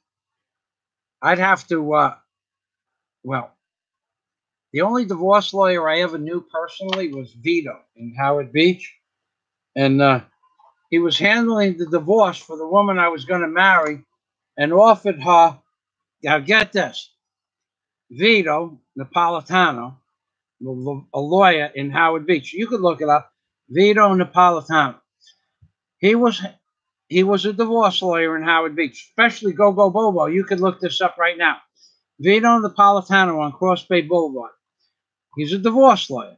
But his thing was he wasn't married, so but he liked to pay women, beautiful women, to escort him to parties, weddings, affairs, take them to Europe. They looked good on his arm. He made a lot of money, and he didn't care who knew. It wasn't some kind of secret. But basically, he was buying escort services from beautiful women. And back in the, talking about the 80s and the 90s, you know, who cared? Really, who cared? So, Vito Napolitano. So he's handling the girl who I was going to get married to. We put a deposit down on a house, a small $6,000 deposit on a house in Broad Channel. And Vito is handling Lisa and Michael's divorce. Lisa was married to Michael. And now, Lisa and I had planned on getting married, and we put the deposit down on the house. And Lisa says, we were going up to do paperwork as to who was going to own the house. And she gave me, it was a 10-page contract. I got it somewhere, that if we got married and the marriage didn't work out, that she gets to keep the house for 5 years. And then we split the money. So in one way, that's just an investment. But she also had in the paperwork that I had to pay for all the construction or do all the construction. And that all the construction had to be done within 2 years. It was a small wooden house, so that would be no problem either. But if we got separated, I couldn't live in the house or any part of the house, and I couldn't keep my equipment on the property. That part they didn't like. So I didn't know where she came up with all of this stuff, but apparently Vito Napolitano, well, he turned out, he's a guy, I mean, I already told you what kind of guy he was. He likes to pay escort service. So he's feeding her all this information so that she ends up with the house if I die after I fix the house. Why, I don't know, but he was helping her out because he was her divorce lawyer. So he was trying to get money from Michael, who really didn't have much money to begin with, the Michael she was married to. And he had a better lawyer than Vito. She ended up getting nothing at all. And I mean nothing. She just walked away from that deal with a divorce. But Vito says to Lisa, I will buy you a Corvette, brand new, out of the showroom, if you come and stay with me in Europe for 3 weeks. This is the divorce lawyer, Vito Napolitano, on Cross Bay Boulevard in Howard Beach. Well, I didn't know this. So we're going upstairs to sign this contract, this 10-page contract, that I'm gonna build this house no matter. It doesn't matter. We're gonna build the house. And in 5 years, I'll get my money back for the investment. I didn't bother me at all, that part. Part about not keeping equipment on the property, that bothered me. I was going to change it. So anyway, we're walking up the stairs to this piece of garbage's office. A little staircase, because it was an old house on Cross Bay Boulevard. He had an attic loft up on the top, on the water, on the canal. And she stops me and says, by the way, if we get married, we were already engaged. I gave her a ring. If we get married, would you buy me a Corvette before we build the house? So we're on the staircase going up the stairs to this guy's office. I said, what are you talking about? She goes, well, I want a Corvette. I said, yeah, well, I want a Corvette too, but I can't afford a Corvette and fix the house. Because the Corvette, the price of the Corvette would have paid for the cost to fix the house. I had one or the other. So I said, what are you asking me this question for? She says, well, somebody promised me a Corvette if I would go to Europe with them for 3 weeks. and sleep with them. Is that okay? So she had a hand on the railings. Can I see that ring? So she gave me back the ring. Look, you got, it's snowing now. It's a blizzard. You got 20 minutes to do whatever you got to do upstairs. Our appointment is canceled. You got 20 minutes to come to my apartment and get your stuff.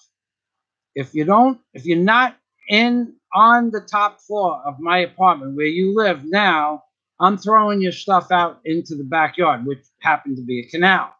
Had a white sand beach, but the tide was high, so there wasn't much beach at all. And I did.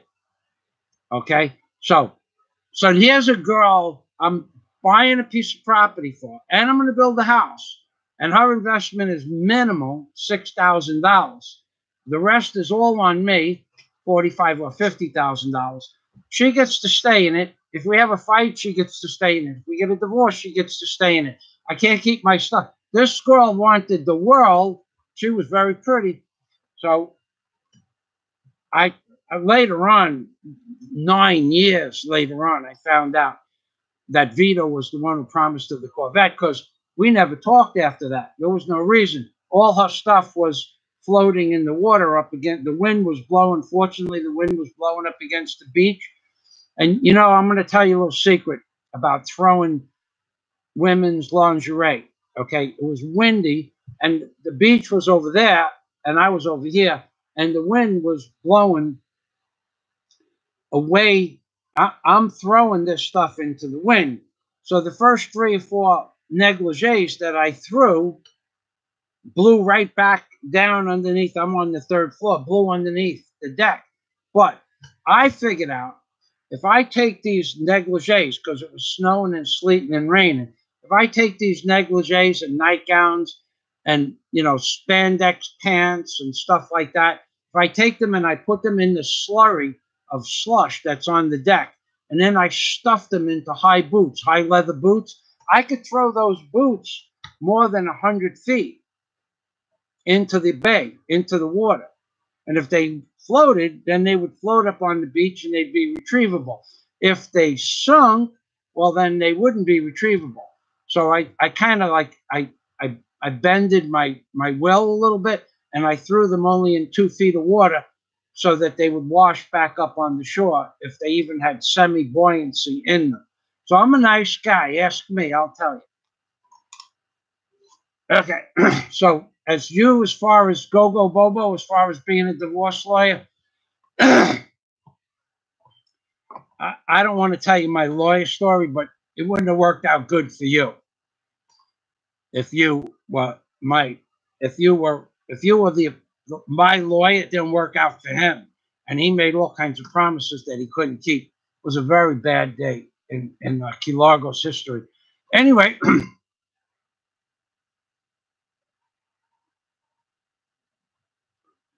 Go Bobo. Hello, buddy. Hey, Stormy, how you doing? Hello, Stormy Wizard. Now, Stormy Wizard makes some great videos. If you want to go check out Stormy Wizard's channel, be a good channel to check out. He talks about the truth, and we don't get a lot of people talking about the truth. Okay? Just doesn't happen. Talked about a little bit of truth in the beginning. Stormy talks about the truth. Stormy, I can talk about anything. And Daisy, come on over here, honey. Please say hello. I talk about anything in front of Daisy. That's why I'm with Daisy. Because Daisy is, by definition, a good woman. Now watch this. I want you to watch carefully. Polly Hogue. Daisy, do you love me? Do you love me? Sir, yes, sir. No, come on, Daisy. Tell them the truth. Daisy, do you love me? Sir, yes, sir. What are you saying? Sir, yes, sir? Are you saying, sir, yes, sir? Daisy's saying, sir, yes, sir. Sir, yes, sir. Do you love me? Yeah, I do. No salute. Huh? No salute. Oh. Come on, tell them if you, Daisy, do you love me? Sir, yes, sir. Salamat. That's good training. We call it training in the Filipino. And I love Daisy a lot. That's why I can talk like this in front of Daisy, because Daisy doesn't have any doubt about that. And I don't have any doubt about Daisy. We've been together 2.5 years. Is that correct, Daisy? Yeah, it's correct. What? What? That's correct. Sir, yes, sir. Good training. Are you my assistant out in the yard? Sir, yes, sir. I think you almost There you go. I love Daisy. So, Daisy, I can say anything I want in front of Daisy. I talk the truth in front of Daisy. I never told Daisy a lie. She knows all about Lisa. She knows all about me throwing stuff in Lisa's boots with her nightgowns and negligees. And I mean, what could she say?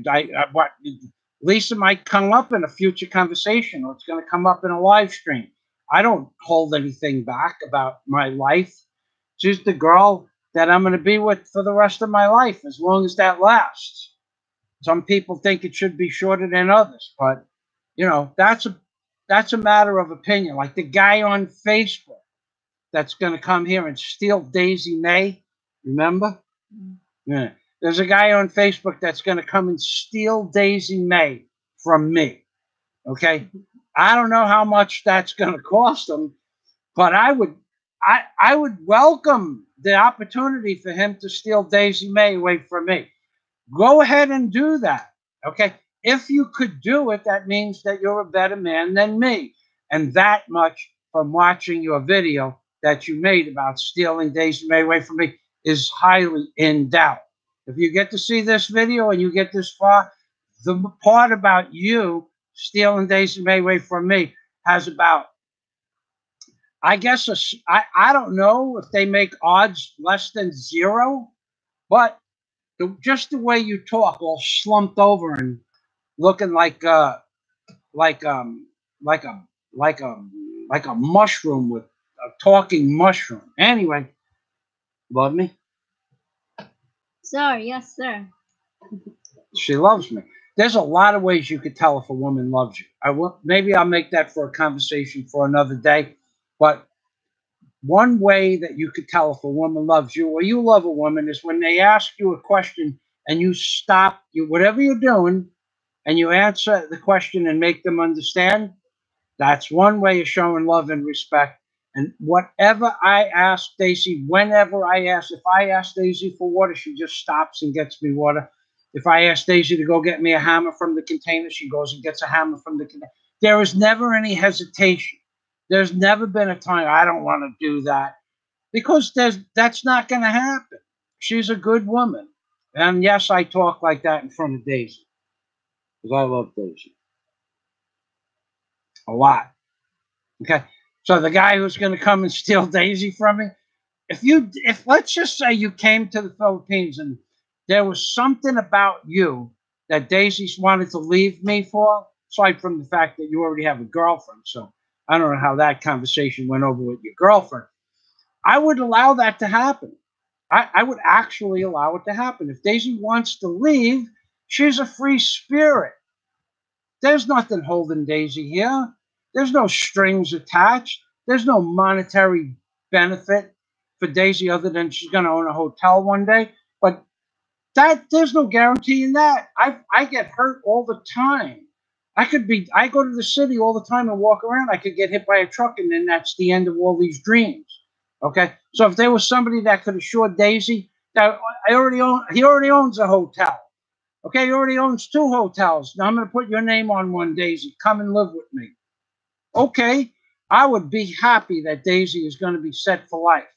But in the meantime, all that talking nonsense that you're going to steal Daisy away from me, I don't pay any attention to that, because I know Daisy loves me and I love Daisy.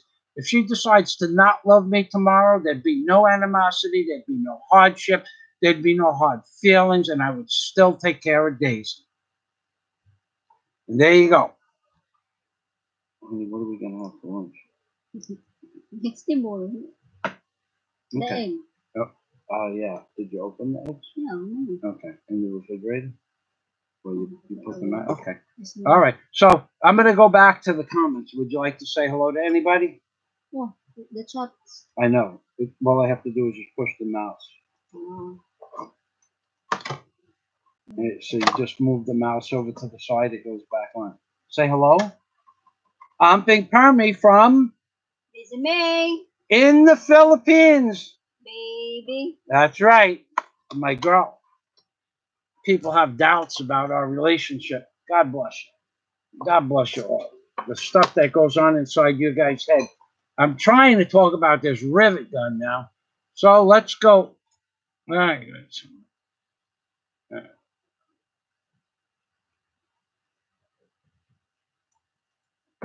How the hell he could afford to buy her a new sports car? He sounds dodgy. Go look him up. You're a lawyer.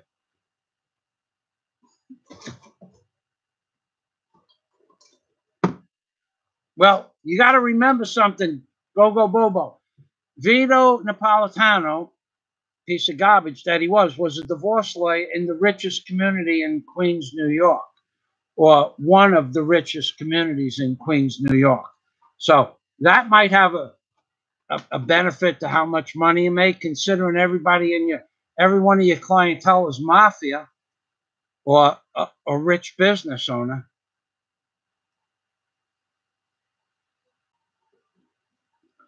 Stormy Wizard has had that problem more than one. Yeah, but now, Stormy, now you know how to throw laundry into the wind.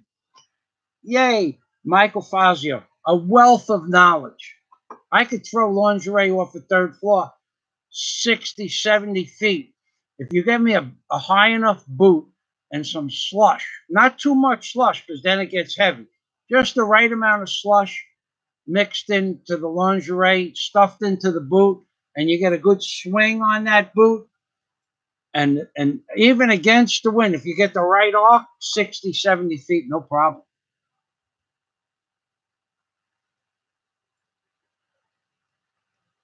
Go Bobo, you not only shouldn't, well, Go Bobo, that was back in 1990. Okay, there were no rules in America in 1990 about stuff like that. I don't, if there were, and you went to the bar association with that, they'd laugh at you. Thanks, bro. Stormy, you're welcome, Stormy. You got a good channel. I think people should check out your channel. Even leave here and go check out Stormy Wizard's channel. Got a great channel. Got a great channel. Talks about the truth. Stormy Wizard said hello, Daisy. Okay, so Go Bobo, Vito Napolitano, I guess he's retired. That's the only thing I could think of. Huh. Well, yeah, that was back in 1990. I guess he was 40 at the time, maybe in his early 40s. He was older than Gene. So 100, 110. He might be 60 something years old. You know how lawyers can cover stuff up. Yeah, I guess he's gone. Good riddance to that piece of garbage. She's too pretty for most. I guess you're talking about Daisy. She's beautiful without makeup on. When Daisy puts on makeup, by the way, we're gonna go out for dinner tonight. Mm-hmm. Yeah, tonight. So plan on that. We're gonna use some of that super chat money. Okay. So maybe we'll leave here at 5:30. We'll be there by 6. Okay. Okay. All right. So when Daisy puts on makeup, and I turn around and look at her and go, "Wow, who is that? She's so pretty." Maybe you and it's just a small amount of makeup. It's 10 minutes in front of. Where's your makeup? It's 10 minutes in front of a 2 by 3 inch mirror. Mm-hmm. Your little makeup. Never mind. She has a little makeup kit. It's about 2.5 inches by 4 inches long. That's how she puts on makeup in about 10 minutes, and she looks like a movie star. Yeah. Okay. Now, she's too pretty for most. Stormy. Yeah, she's beautiful. 2.5 years. Yeah, it's April 21st.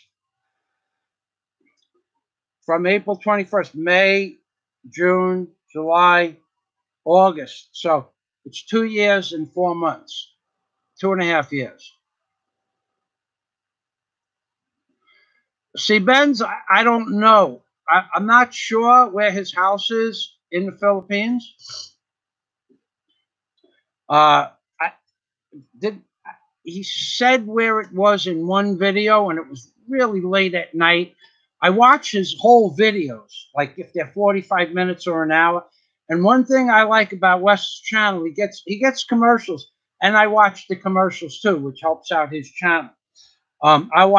He's the only person on YouTube where I will watch the entire channel commercial. Nobody else. I don't watch mine. I don't watch anybody else's, and I don't blame anybody else for not watching mine. Unless you want to, it only adds income to my channel, but who can be bothered watching 20 minutes of commercials a day? So that's why I appreciate my Patreon members, which, by the way, Wes became a Patreon member last week, as did Chris Alexander, and I thank them both.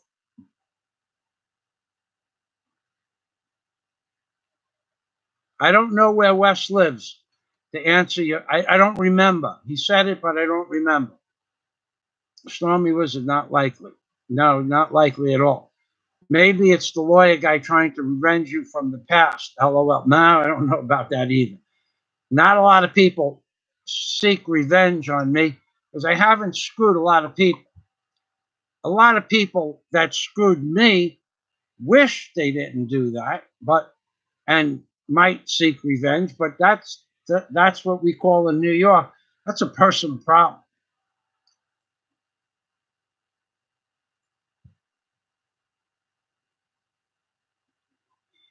Yeah, if Daisy wouldn't care about owning a sports car, but Daisy doesn't care about money, not one bit. She has everything she needs and more. She's never asked for anything ever, and what few things, piece of chocolate ones, and she likes these barbecue chickens, and there was something else that she asked me to get. Don't remember what it was. Pulverone chocolate. Some other chocolate thing she wanted to bring her mother. Nothing. Okay. Go Boba. There are so many girls in the Philippines. What is the point of taking another foreigner's girlfriend? Well, his point was that because I criticized a channel whose videos had nothing to do with reality, he's going to punish me by coming here and taking Daisy May away from me. You know, I hope he brings a video camera because that ought to be interesting. Now, Bill James says, rivet something. Okay, I'm going to tell you something, Bill James. I'm holding this rivet gun up because this is typical what you get in the Philippines, but not as typical as the welding story I'm going to tell you. Buying tools in the Philippines is an effing nightmare. Effing nightmare. Effing nightmare. This tool is, I bought this tool a year and a half ago. Daisy, give me the bracket for my foot, please. Okay. Now, 3 weeks ago when I decided to go back to work because my foot infection was allowing me to walk at a reasonable tempo, I wanted to make a bracket that I made to fit over my foot and underneath my sandal, underneath the toes inside my sandal. So the rivet gun I had in my drawer for 1.5 years, I opened up the rivet gun and I had 7 packages of rivets. And I put the pop rivet in, and I wanted to pop rivet the rivet into the hole. And when I squeezed the trigger, nothing happened because there were no jaws in the pop rivet gun. None. You look inside the hole and you can see right through the hole. And that's what this pop rivet is. So this morning, Daisy found the receipt. So I went to 2 stores that I thought I bought the rivet gun from that's brand new. And I said, I think I bought a rivet gun from you. This is the foot brace I use to cover my foot from the infection I have. And this is, Daisy, this. So I told the people, 2 people that I bought, it's the second one from the bottom.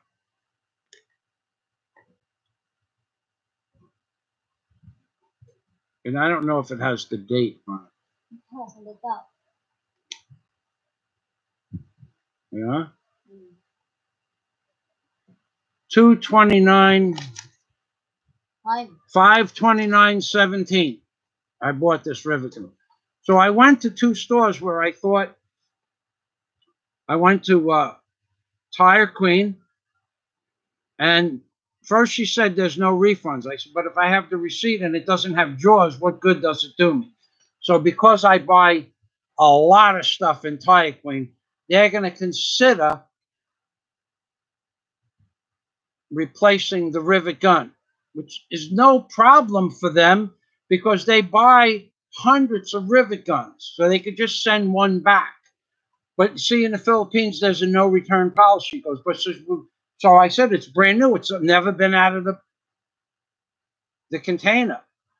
But she said maybe, and this lady likes, but it doesn't mean she's going to give me back my money. She's not the boss. She's a counter person. Wonderful girl. Everybody at Tire Queen is the most helpful people in the automotive industry. Okay, so, but I went to Build-A-Wear, and they said, here's for you. This is what we think about you. There's a 7-day refund. There's a 7-day return policy. After that, here you go. Sit on this for a little while, because that's what you need to do. Build-A-Wear told me to sit on that I was, in fact, doomed. That's what Build-A-Wear said about my return policy. I was doomed. This Build-A-Wear's refund, return, and replacement policy is, in fact, nothing more than a DOD on steroids. Build-A-Wear sucks. Build-A-Wear sucks for returns. Build-A-Wear sucks for things that break after 7 days. Build-A-Wear sucks for their prices, 25% more than any other store in Tagbilaran, but they have a large supply. So if you're going to buy automotive supplies or home decorating supplies, Build-A-Wear doesn't sell automotive supplies. It's a Home Depot type center. But so does Tire Queen, have a Home Depot center on the top 4 floors. You want to save 20%, you go to Tire Queen. You want to get screwed, you go to Build-A-Wear. They suck, plain and simple. The managers suck. The authorities suck in there. The people, when you go past the managerial position, they suck. The people that review, they come and ask you what the problem is, and you tell them you bought something that broke and it's 8 days old and not 7. No refunds after 7 days. They just suck. They did business like that in America. They just suck. People would say they suck and they'd lose money. Here, you stand in front of the store and tell a Filipino don't go in there. Their return policy sucks. They look at you like you're talking Russian. Build-A-Wear sucks. Tire Queen is a much better facility to buy anything in, anything across the board. Plus, Tire Queen, the next problem. Tire Queen, I bought a set of torches that that they're good. They work. But the torch tip cleaner is starting to, you can only use the torch tip cleaner so many times and then it breaks. So I go back into Tire Queen. I got this answer from Tire Queen. I'm going to tell you it was a bullshit answer. I told the woman, what kind of nonsense is that? What kind of stupid shit are you talking to me? What kind of stupid shit are you telling me? I tell her I need a torch tip cleaner. It's a little package with a bunch of little needle-like files in the package. It's about this big, okay? It weighs about 2.5 ounces. I tell her I need a torch tip cleaner. In America, you walk into any hardware store, ask for a torch tip cleaner, they give you a torch tip cleaner. The girl at Tire Queen tells me, sir, we don't have that. I said, well, can you order one for me? No, sir, we can't. Nobody in the Philippines orders anything special. I got a guy that will order special things for me, but they're big things. So they tell me, she tells me, sir, buy another set. I said, buy another set of what? Buy another set of torches. Well, I paid 3 years ago for this torch set 4,500 pesos. Now it's 11,000 pesos. So I said, buy another, same set, same make, same model, same container, same package, same label, same everything. Went from 4,500 pesos to 11,000 pesos. She tells me to buy another set of torch. It's a torch, a burning torch, 12-inch stem on a burning torch, 2 brazing tips for welding or brazing, 2 small acetylene-only tips, the torch tip cleaner, a pair of plastic goggles that I just drew out. They're like, you could use them, but I have a good pair of goggles, burning goggles. It's just, you put it on your head and the rubber band pulls the goggles back to where they melt on your face in the sun. They're garbage. Okay, and the hoses and the gauges. And the gauges and the hoses leak. As soon as you shut the tanks off, in 5 minutes, there's zero pressure in your gauges. And there's only 15 feet. 15 feet. Now, there's 12 feet of hoses. 12 feet of hoses. So 12-foot hose, 2 gauges, turn off the tanks, and in 5 minutes, there's zero pressure in your gauges. So, all right, so now that's their solution. Spend 11,000 pesos for a torch tip cleaner. So I went to Build-A-Ware. Same thing, same answer. Yes, sir, we don't have that. Well, how can I get one? Can you order one for me? Do they have them since that? Sir, you have to buy another set. Set of what? I make them say, set of gauges. And then I ask them, are you that effing stupid? Are you that effing stupid to believe that I'm going to spend 11,000 pesos for a piece of equipment that costs about 70 pesos to buy in America, in any store? Sir, that's the only way. They actually believe that you're that stupid to spend 11,000 pesos. So you'll get a new torch tip cleaner that will only last a certain amount of things. And then when that one breaks, you need to buy another set for 11,000 pesos. The people in the Philippines don't care about foreigners and how much money you spend in the Philippines. If you are stupid enough to listen to their advice, well, then there you go. They just made a sale. There's the simple solution that they gave me to get, what were we looking for? The oil filters. The oil filters for the machine before I rebuilt the filters. The simple solution to them was go to Manila and look for the filters there. So why don't you just call up all your supply houses and ask them if they carry Mitsubishi? No, sir. We don't have the telephone number. So I have to get on a plane with Daisy, because she speaks the language, for 10,000 pesos, buy a round-trip ticket, say for 4 days round trip. That's 10,000 for the 2 tickets, but it's really 14,500 pesos for the 2 tickets because it's short notice, and I need the filters. Okay, so we're talking 15,000 pesos for airline, another 10,000 pesos for food and transportation to look for a filter that I don't even know if it exists. That's the simple solution you get in the Philippines. These people don't care about foreigners. The quicker they can separate you from their money, even if they don't make any money, another Filipino is making money. A Filipino airline is making money transporting you to Manila. A Filipino hobble driver or tricycle driver or jeepney driver is making money transferring you to the airport. When you get to the airport, a Filipino cab driver is making money. All they care about is you spending money. They don't care which Filipino earns the money. It's not even like they're going to get any of the money. The idea is to separate you from your money as quick as possible and to make you think it's a pleasant experience. That's the Filipino way. Don't come here and think that somebody's going to be on your side. It took me 5 hours of looking for a replacement paper cartridge because nobody would help me tell me where the next store was. I had to go to the next store and ask where there's another store, and nobody would tell me the address. Nobody would tell me where the next store, what the landmark next to the next store was. Nobody would tell me where the hydraulic shop was. They said, we know there's one, but we don't know where it is. Automotive supply store. Don't know where the hydraulic supply store is. That's a crock of shit. And that's what you can expect, because what do they think? You're going to get onto 5 different hobbles or 5 different tricycles in the city and look for that store for 2 or 3 hours, and the Filipino's going to make money transporting you around looking for some store that you're not even sure exists or where it exists. Yeah, I'm done.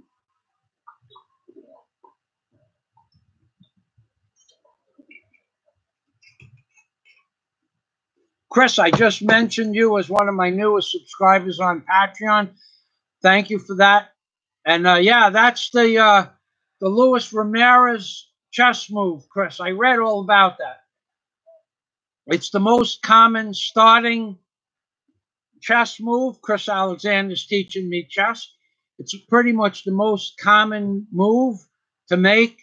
And by the 7th move, if I remember correctly, by the 7th move, if you're 2 grandmasters in chess, you already know who's going to win. And if you are the first person to go, you have an advantage over the other person because you had the first move to make the move. Chris, good morning. I'm going to go back up now. I'm going to go scroll up. Okay. I'm almost there. See Benz.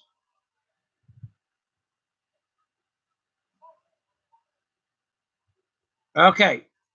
Bill James. Can't rivet anything because the rivet gun has no jaws. And maybe I'm going to get it replaced from... Tell you what, if they replace it, I'll make a video at Tire Queen in Tagbilaran. And if they don't, I'm going to make a video at Tire Queen in Tagbilaran. I don't have a problem commending them, recommending them, or condemning them. Doesn't make no difference to me. People get what they get because they give what they got, and they get what they get when they give me something that I don't need to get. Try shipping a vet across the Pacific. Stormy, I tried shipping my Cobra across the Pacific. Here's the deal. Any new item, farm equipment, I wanted to ship an airplane across to the Philippines that I was going to buy in Canada. Any new product, car, boat, automobile, tractor, or airplane. In the case of the airplane, we're just going to round off the numbers. A little more than 50,000 for the airplane. It was the kind of, it was a small engine with an 80-horse Rotax. Well, I wanted the 100-horse Rotax engine on there, but it was $54,000. So it's $54,000. It's a Canadian-made airplane. It's got pontoons on it. You can land in the water, and it's got wheels that you just put a handle down on, and the wheels come out of the bottom of the pontoons. $54,000 for the airplane. To ship it to the Philippines, $54,000 for the import fee, new item. And then you had to pay $6,000 for the cargo container that it was in, and then you had to pay U.S. Customs tax on the tarmac when the box landed and opened up the box. So a $54,000 airplane, $54,000 import fee, $108,000, $6,000 for the shipping container. That's $114,000. That's to Manila. Now you have to get another shipper to ship it. Where I was going, I didn't know, but wherever. So you have to pay another shipper a few $1,000s to ship it. So it's going to cost you $100, and you need to be in Manila when they open up the container. so that in case there's drugs or contraband in the container, they could arrest you. And if you're not in Manila and you don't have a good customs broker and you're not in Manila, they leave it on the tarmac. And so not only did you pay $54,000 for the import fee, but you paid and the 54 for the aircraft. Now it goes on the tarmac for 2 days. And after that, it's a $100 a day penalty now, but then it was $200 a day for the penalty. And if you're not there, it stays there until you get there. So in case they have to open it up and there's contraband in it, shipping stuff to the Philippines was not easy. Now I wanted to do the same thing with my Cobra, not knowing how the roads were here. That would have been a disaster. The Cobra was had a book value of $40,000, I think, new, but it was more than 5 years old, so you had to pay half the book value of the Cobra convertible Mustang I had. Whether you buy it new or you buy it used, if it's more than 5 years old, you have to pay half the original value. So if it's 20 years old, you still have to pay half the original value. If it's 30 years old, you still pay half the original value. If it's less than 5 years old, you pay 100% of the original value. Here you go. We were talking about Philippines separating you from your cash, and that's the way it is. All right. Chris C. Benz. No, I wasn't in New York on 9/11, and 10 seconds after that building collapsed, I said, that's total bullshit. That's impossible. I walked that structure on the 80th floor before they put the windows in. I saw the columns that it would need to be collapsed. Not possible. I'm an A&P jet mechanic. Not possible for an aluminum can, which is basically what a 707 or 727 or 747 or 757 is, which none of that shit hit the building.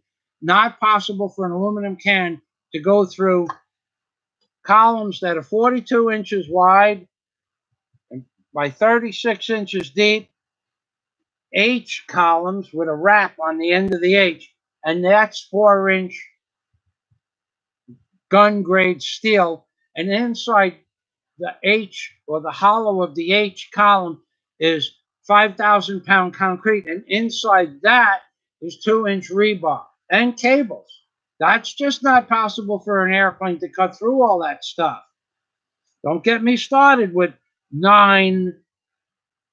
Don't get me started with that, because when I'm done in New York, I'm going to tell you who was behind it. And I'm going to tell you how they got that crap into the buildings to make the buildings crumble. I'm going to tell you the name. I'm going to tell you his job position in New York City. And I'm going to tell you and link to the newspaper articles where he was the qualified expert. And he's more qualified than any single person on Architects for 9/11. And I'm going to tell you all about that when I'm done in New York.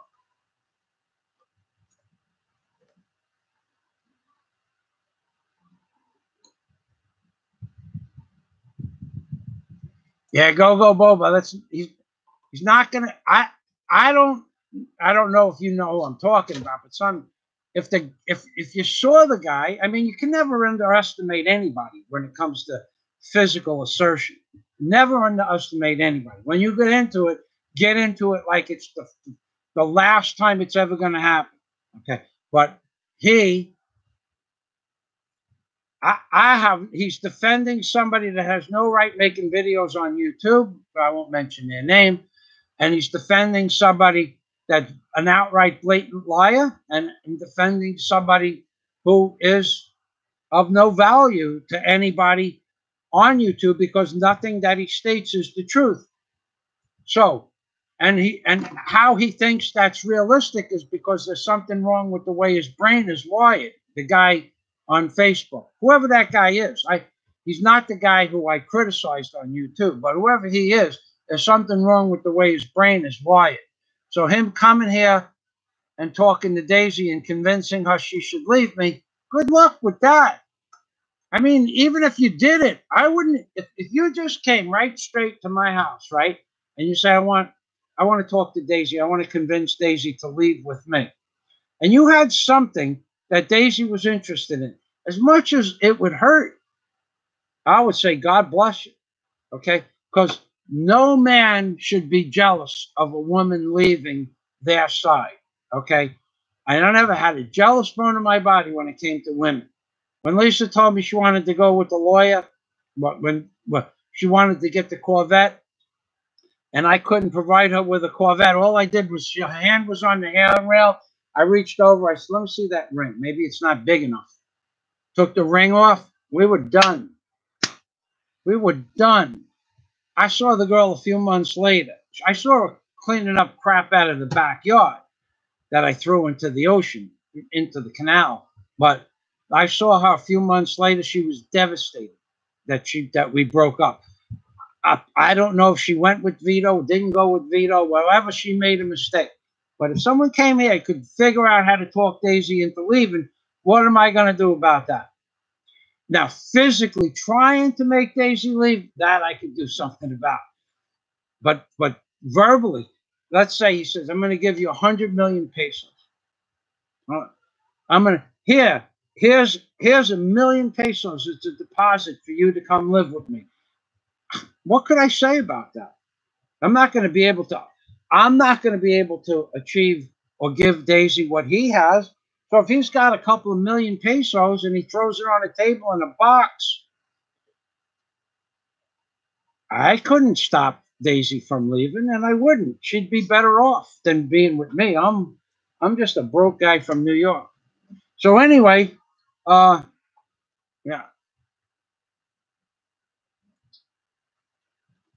Yeah, go Bobo. Yeah, probably not, Go, but we're not gonna. I don't even want to talk about that stuff. Okay, Stormy, gotta go. All right, Stormy, thanks for stopping by. I wish you luck with your channel. You do great work. Please go visit Stormy 13 Wizard 13's channel.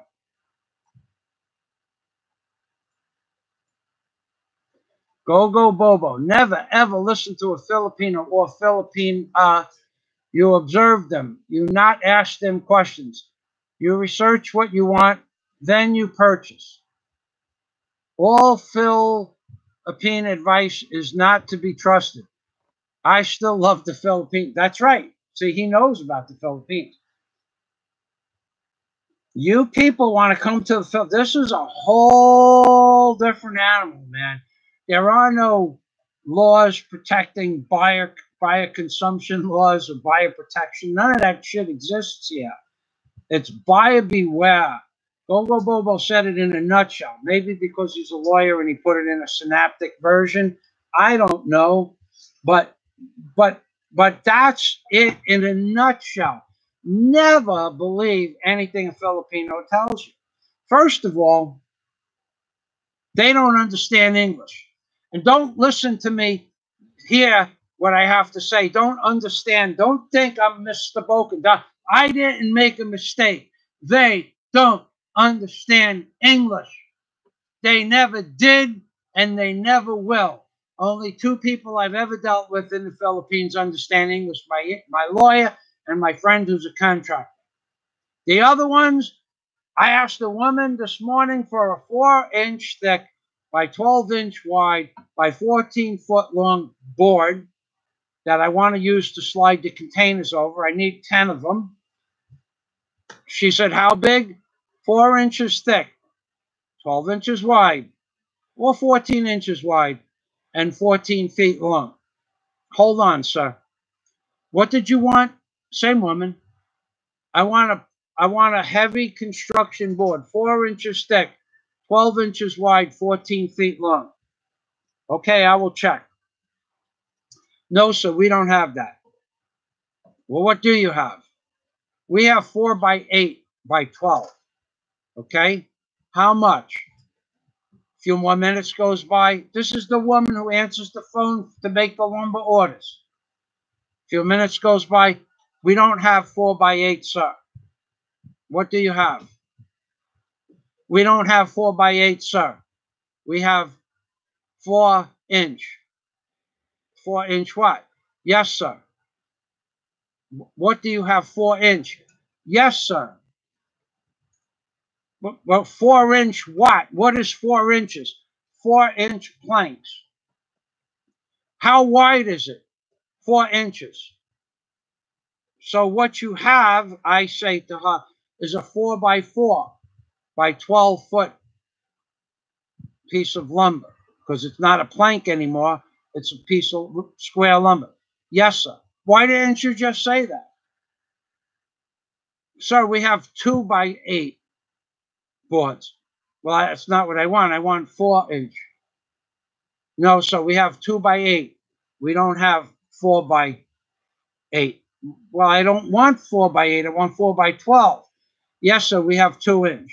And that's the kind of shit you got to listen to in every phone call conversation to everybody that you speak with in the Philippines. They don't understand English, and they don't care what they sell you, and there's no returns. So don't buy it unless you're absolutely sure that's what you want, because you can't bring it back. Okay, Stormy's going.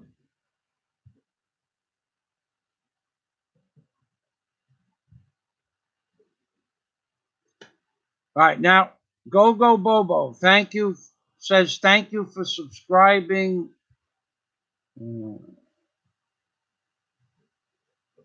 Okay, all right, let's go here. Go Bobo. Lying is part of the Philippines culture, and it is accepted. They will not be judged for lying. No Filipino that lies to you for any condition, under any circumstances, no matter how much it costs you, will ever be judged as a bad person by another Filipino. It ain't gonna happen. The closest that ever happened, Daisy's here, she'll confirm it. Some clown wanted to extort 50,000 pesos from me because I helped. Daisy, come on over here for a minute. Some clown wanted to extort 50,000 pesos from me because I was doing a job for the barangay captain and the contractor on a huge project. I was doing an excavation and a tree removal. Did that guy come and tell me he wanted 50,000 pesos? Yeah. Remember? Okay. And what I told him was something I can't repeat on YouTube. Okay, so then I said, you need to get the police here, and I will get the contractor that I'm working for, who was working for the barangay captain. Then the barangay captain comes, and I told the barangay captain in no uncertain terms, I ain't giving anybody any money, period. Ain't going to happen. That's extortion. You're not extorting me for money. I'm well within my rights to help. I'm doing this free of charge, and I'm doing it for the contractor that's working for you, to the barangay captain. So I'm saving the municipality about 125,000 pesos. And that's what I told him. So, and do you know that the guy who was trying to extort the money from me, nobody ever got upset with him. Everybody kind of laughed and smiled, and I didn't shake hands with him, but at the end of the day, about 45 minutes later, everybody walked away happy. They got no money. They got no satisfaction from me. The contractor made no uncertain terms. I am not to give them anything. I am not to pay anybody any money. I am not to do anything for them other than what he contracted to do for the municipality, because I'm doing him a favor and he's doing me a favor. Okay? So you got to nobody was mad at the guy for trying to extort money from him. It ain't going to happen. Filipinos not going to turn on another Filipino for you, a foreigner. Now, Daisy gets really pissed off when somebody tries to take advantage of me. She goes, "Uy, samukoy, samukoy." The guy's making noise. Okay, making noise. Get lost. Tells them right away, get lost. Why? Because Daisy truly loves me. But I've had other Filipinas that have asked me for a refrigerator for pasalubong that I knew for a couple of days. And when I asked somebody else, do you think that she should get a refrigerator? Because I know her for 3 days. We were in Borja Hospital doing a video, and we were relaxing in the aircon overlooking the bay. And they said, well, if you want to buy her a refrigerator, that's okay. Jesus Christ. Nobody's ever going to stick up for you here except you. And maybe you're a sour, or in my case, my beautiful Daisy May, who's my akong babae, who, if you want to know the truth about why Daisy loves me, I'm going to tell you. Angugma bata. Angugma buta. Angugma buta. That's why Daisy loves me. Or buta angugma. Okay? Buta angugma. Buta angugma. Daisy loves me because of buta angugma, which means love is blind. Okay? And never a truer statement was ever said than Daisy loving me because of buta angugma. That's right. Buta angugma. Angugma. That's right. My lalaki has my babae ang buta ang gugma. She loves me because she does. That's right. That's right. Oy vey in Visaya is still oy vey. Is that right, honey? Yeah, that's right. Salamat. Love is blind, but Daisy's not. She once mentioned that I was Tigawan. Tigawan. Daisy once mentioned that I was Tigawan, yeah? Tigawan is old, so she's not blind. But Buta Angugma means love is blind. That's right. And she mentioned that I was Tambuk, which means I might be slightly fat. Yeah? Samuka. Samuka. Always blah, blah, blah. Samuka. Okay. Let me get back to the... You want to say something? No? No, nothing.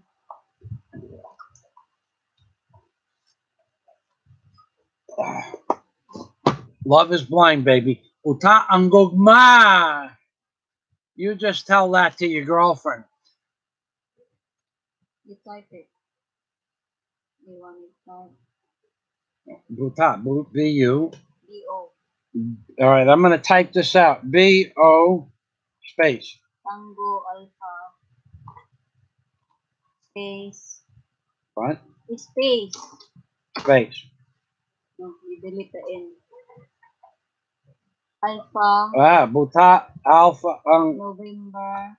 Golf. Space. Golf. Umbrella. Golf. Mama. Alpha. Daisy's learning the alphabet phonetically. I had a chart up over here. I don't know. Here, Buta angugma. Buta angugma. You could say it with a little heart. Buta angugma. What does she see in you? Buta angugma. There you go. There it is. It's history now. Okay, so Bobo Gogo Bobo says lying is part of Filipino culture. That's right. Know this and act accordingly. That's right. Chris Alexander. Hello, Daisy and Michael. Opening ideas, leaving it in your recent July comments. Hello, Daisy and Michael. Yeah. Pawn to King 4. I wrote a lot of the opening ideas, leaving. I read all of that. I memorized it. I already told you. Yeah, I read about it. The first person that uses that move has an advantage. Excuse me. Oh boy, there's a lot of people making comments. All right. I gotta go. Gotta go up a little bit. All right, I'm gonna try to. All right. All right, I'm here. I found Chris. I read it, Chris. Question: hey, my Black Earth Productions. I remember you from a long time ago. You are the person. I'm not going to mention who your family was, but your family had connections to, let us say, questionable enterprises. And you and I were going to collaborate on building a game using, and that was back in 2010, was it, Black Earth Production? All right, so yeah, I remember you well. I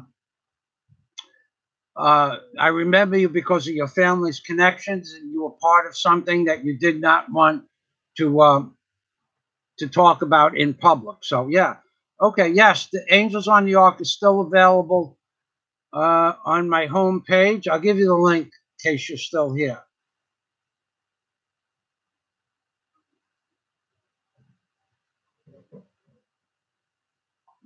There you go. Here's the link to Angels on the Ark, Black Earth Productions. I'm pretty sure that's who you are. Now, thanks for stopping by, Black Earth Productions. Okay.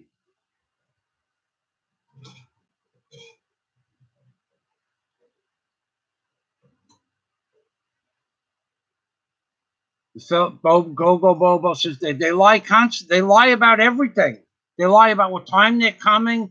They lie about if they worked until noon. They lie about if they got back at 1 o'clock. They lie how many cement blocks they can do, 50 blocks a day, and then how many do they do? 10. I mean, install. I could do 150 without even breaking a sweat, and I'm 62 years old. Blocks a day. And I mix my own mortar. Got guys here, I could do 54-inch blocks a day. 54-inch blocks a day. Anybody with a helper should be able to do 54-inch blocks in an hour and a half. 2 hours, tops.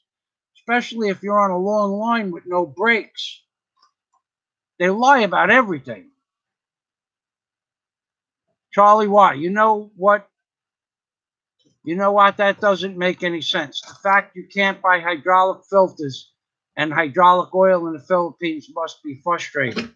And trying to run heavy machinery business in the Philippines. Yeah. Okay, you can buy hydraulic filters, but okay. The filter that you saw, if you saw my filter video, is a certain size. Okay. They might have 25 different hydraulic filters in stock, and then that's it. That's it. For old equipment, they have nothing.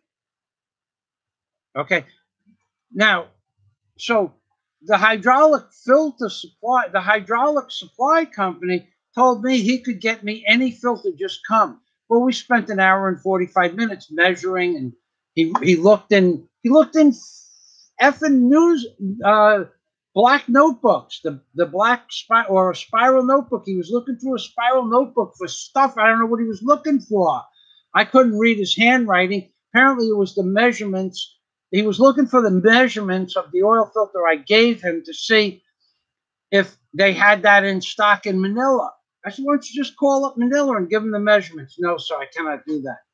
Well, why don't you look on your computer? We don't have a computer. Frustrating. They have no computers. There is no computer in the order. There's 5 automotive stalls in Bohol. There are 0 computers on the counter. There are 0 people that will look something up on a computer for you. If it's not in a paper book with plastic covering over the paper, it doesn't exist to these people. They're not interested in special orders. It's not Napa. They can't get anything in 24 hours delivered to them the next day, and they don't try. If they don't have it, it's out of stock, and you're not getting one. And if they tell you, come back next week, it will be in stock, you could come back for 2 fucking years, and it won't be in stock. So don't get this through. You need to get this through your head. They'll tell you to come back next year every week for 2 years, and knowing it's never going to be in stock, and they'll tell you it's out of stock. Yes, sir, out of stock. We have it on order. Should be in next week, and that'll go on for 2 years until you wake up. People in the Philippines don't tell you the truth.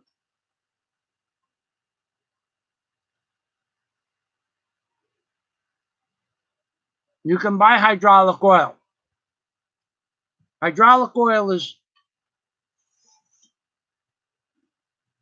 2,500 pesos for a bucket of 60 weight, and 3,000 pesos for 68 weight. But that's in one store. And I won't tell you which store that's in because my Patreon members get that information from me if they need it. But certain informations, you have to become a member of Patreon before I go out of my way to tell you where to get stuff. Those are like personal things. I can tell you how to save 50,000 pesos a year in the Philippines. But if you're not a member of my Patreon account, why should I do that? And I don't care if you become a member of my Patreon account. Doesn't make one damn bit of difference to me one way or the other. But if you want to ask me how to save money in the Philippines, I'll tell you in person, on the phone, because I'll call you after you become a member of my Patreon account. I will call you up and talk to you on the phone. Or I'll answer your question in writing. But I don't answer a lot of questions. But I can tell you where to buy stuff that you can't find. But if you're not a member of my Patreon account, why should I do that? What are you doing for me? Are you watching my videos? This is a serious question. I ask this in every live stream. What are you doing for me?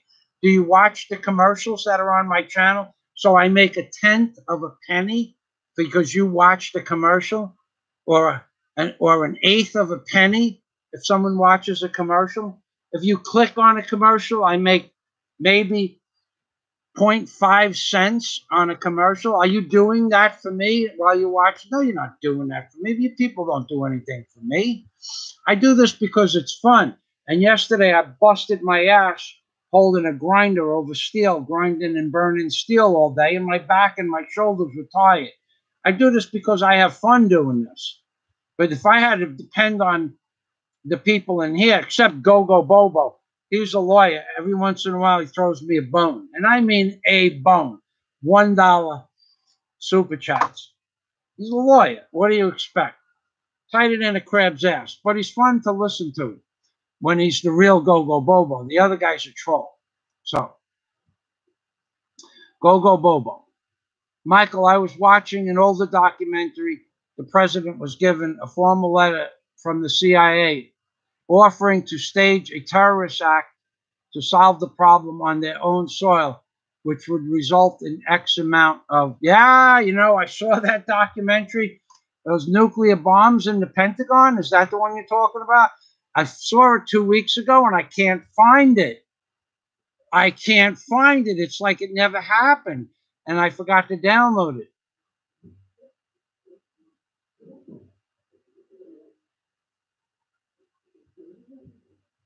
Yeah, I read about that.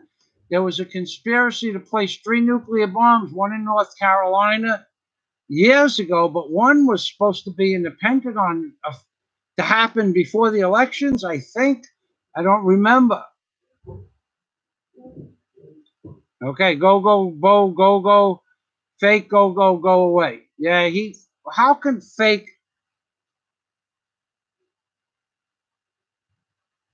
All right, I don't know which one of you are fake now.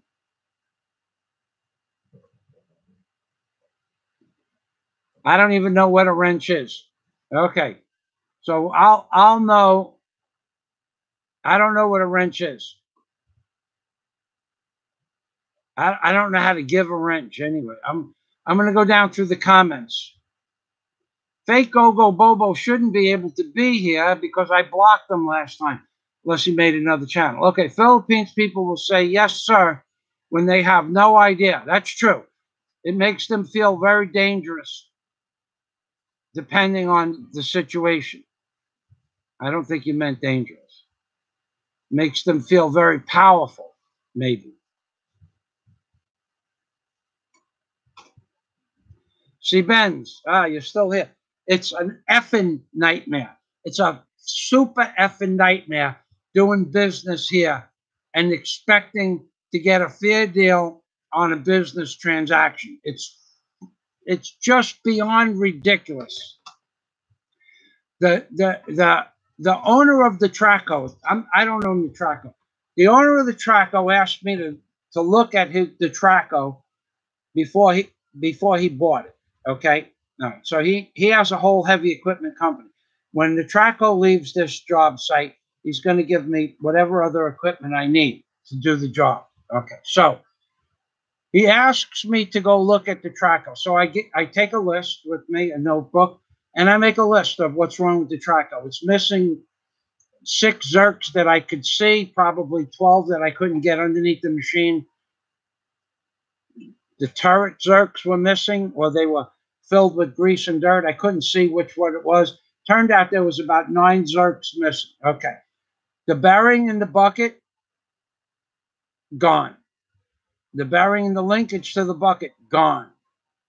The kingpin on the boom was okay.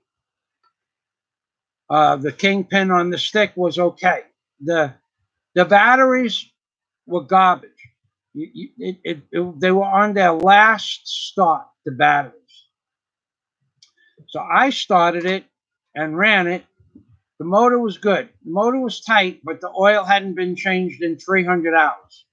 Okay, so the machine has basically not been serviced. The oil was as thin as water, and the hydraulic filter was good and clean and didn't have no smell to it. But those filters were filtering on their last couple of 100 hours. Okay, because when I got the machine, I tried to replace them the first day that they brought the machine to my property, and I couldn't replace them. So the guy who was selling the machine, I tell him the machine, the batteries are shot. I started the machine, I shut the machine off. I went to start the machine, it was a little warm. It wouldn't start. The machine was too tight to start. So he comes and puts new batteries in the machine. Okay? Now the owner of the machine, who owns the machine now, goes and makes with me to make the deal with the previous owner of the machine. And the batteries are new. Not brand new, but they're newer batteries. They start the machine, kick it right over, kick it right off. They're still the bucket shims, the bucket bearings were they're toasted. That's why I had to replace them for the owner. Okay, so now the track on the machine is garbage. The left track has no power at all. On a flat, level surface of concrete, the left track will move somewhat. The right track has a little power, probably 40%. So I told the guy what the machine was worth, and he bought it. I'm done owning heavy equipment, so I told him I'd fix it, but he'd have to lend it to me, and we'd work something out, which we did. Worked out totally perfect. But the guy puts the guy who owns the machine, who's selling the machine, they transfer the money to each other. Okay, on the site where the machine was, they transfer the money, and they transfer the papers. It's all legit, and they transfer the document that he had before buying the machine, all that other horse shit, and after they transfer the money, the new owner has to leave, and the old owner didn't, with no hesitation at all, just walked over to the machine was running. Just walked over to the machine, opened up the door on the machine, and pulled out one of the batteries and put the old battery that was a piece of garbage back in the machine. It was just a stone dead battery. Not stone dead, but 2 of those bad batteries would not start the machine. I said, "What are you doing?" He goes, "No, this is the battery from my truck." I said, "Yeah, but the guy bought the machine." "Yeah, the paper says as is, no refunds." And the machine was as is when you looked at it yesterday, and as is was with the old batteries. Well, I don't really have a dog in the show, so I really don't give a shit. So I told the owner, and the owner, Filipino, said, "What can I do?" He did it. They screw each other too. So the batteries are 7,800 pesos. That's 190 bucks, by the way, for a battery. So the Filipino robbed the other guy for $190, 7,800. The guy didn't. The new owner didn't say a word. It's like these people screw each other too. Don't get me wrong. If you're dumb enough to give them the money and you're dumb enough to take the bad deal, then you're dumb enough to get what you deserve.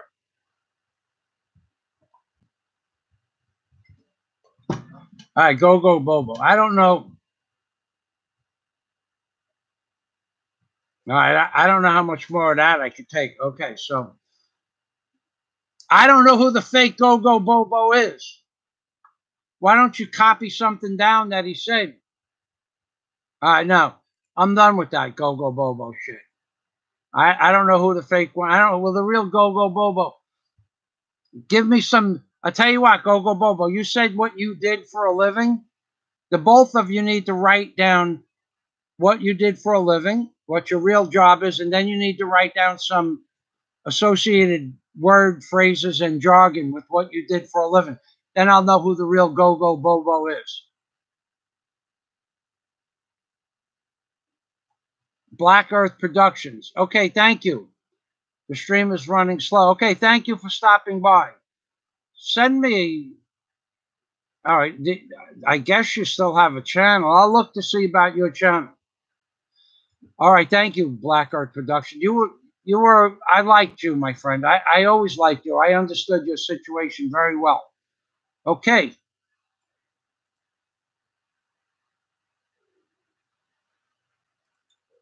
Go Bobo denied. Okay.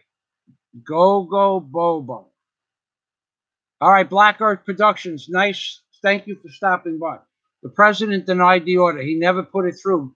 But the fact that it made it to the president, yeah, they probably would have extorted him even further than they're extorting him now. And who do you think is extorting him? That little postage size stamp in the Middle East that looks and appears to be a country, but is really an emissary of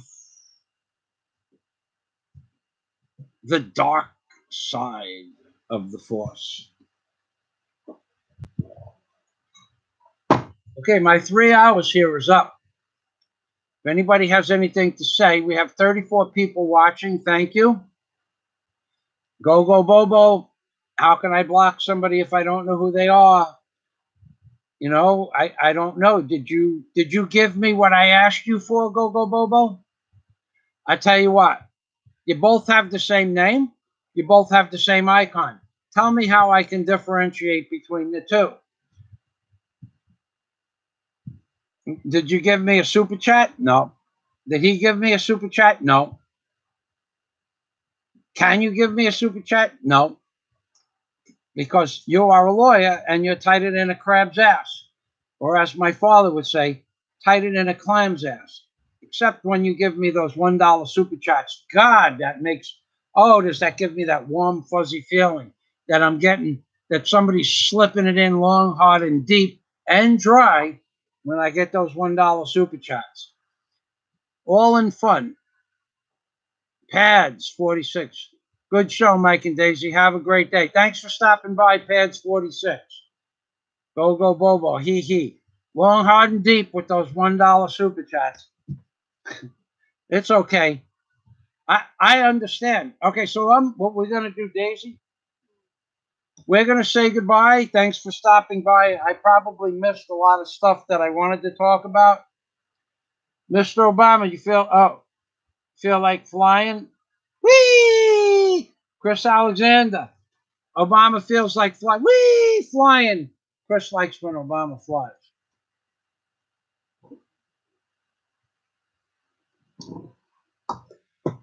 Mr. Obama, tell me why it is that you can fly for Chris Alexander. Whee! Michael Fazio can't fly because you're welcome, Jay Maverick. Thank you. Jay, I can't fly because I have a loafers that are very light. Rabbi Chewbacca.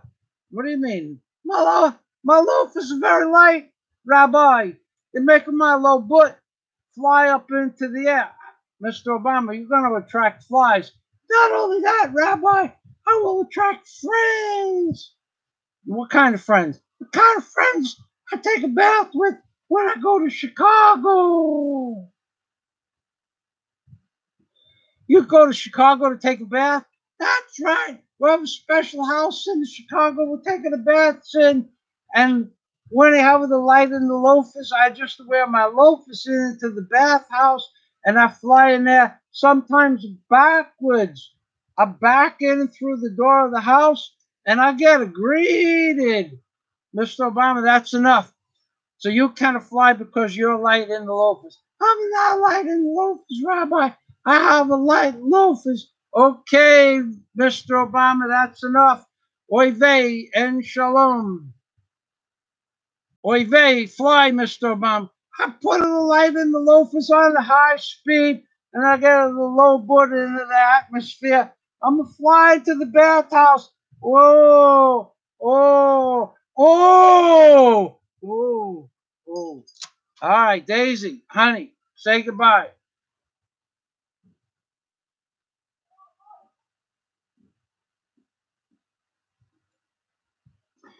Well, Obama put Julian Assange in prison in Venezuela, wherever, not Venezuela, wherever he is. Julian Assange has been in basically a prison for 6 years. What do I? There's nothing. There is nothing. Absolutely nothing anybody is ever going to say about Mr. Obama that's going to make me look any different than before I wrote my book, and it's all in my book how I feel about Mr. Obama. No holds barred. And all the videos I made about Mr. Obama that would get me thrown off of YouTube in 30 seconds if I posted them as public, that all of those are on my Patreon account. I would be off YouTube in 30 seconds. Let's say I just put those 1,000 videos about Mr. Obama back up on YouTube. 30 seconds later, my channel would be gone. That's how I feel about Mr. Obama.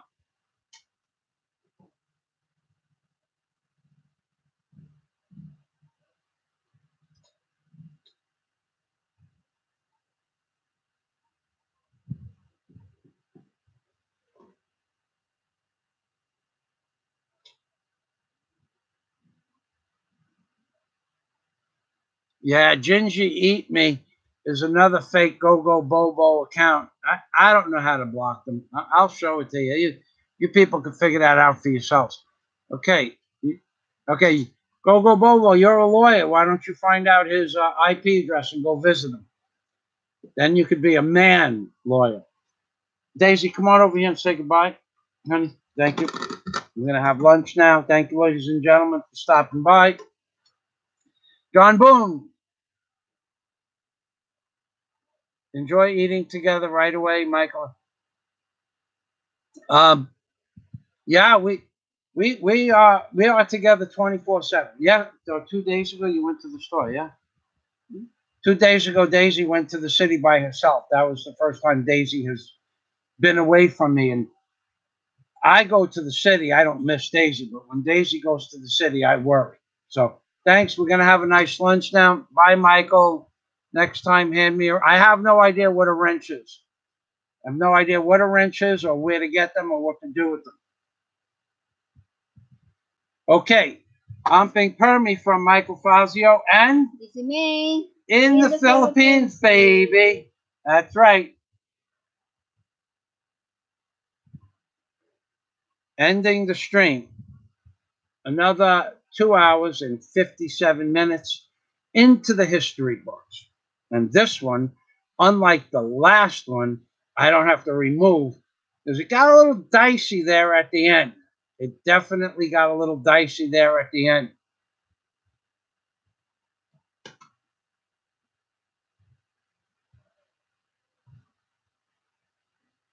Still can't figure out who you're on.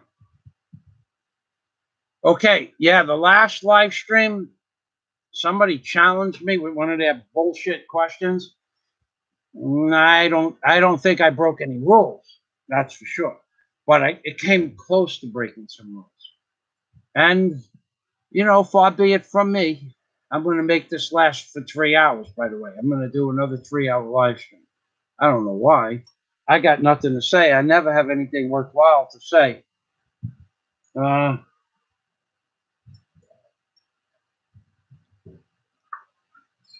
Just remember, I got something to say. Whether it's a woman or a man in the Philippines and they tell you something, it's to their benefit. If it's not to their benefit, they'll make it to their benefit. Okay. It doesn't matter. Okay, here, I'm in the store. I want to buy I can't tell you what I wanted to buy, but it was 60,000 pesos, okay?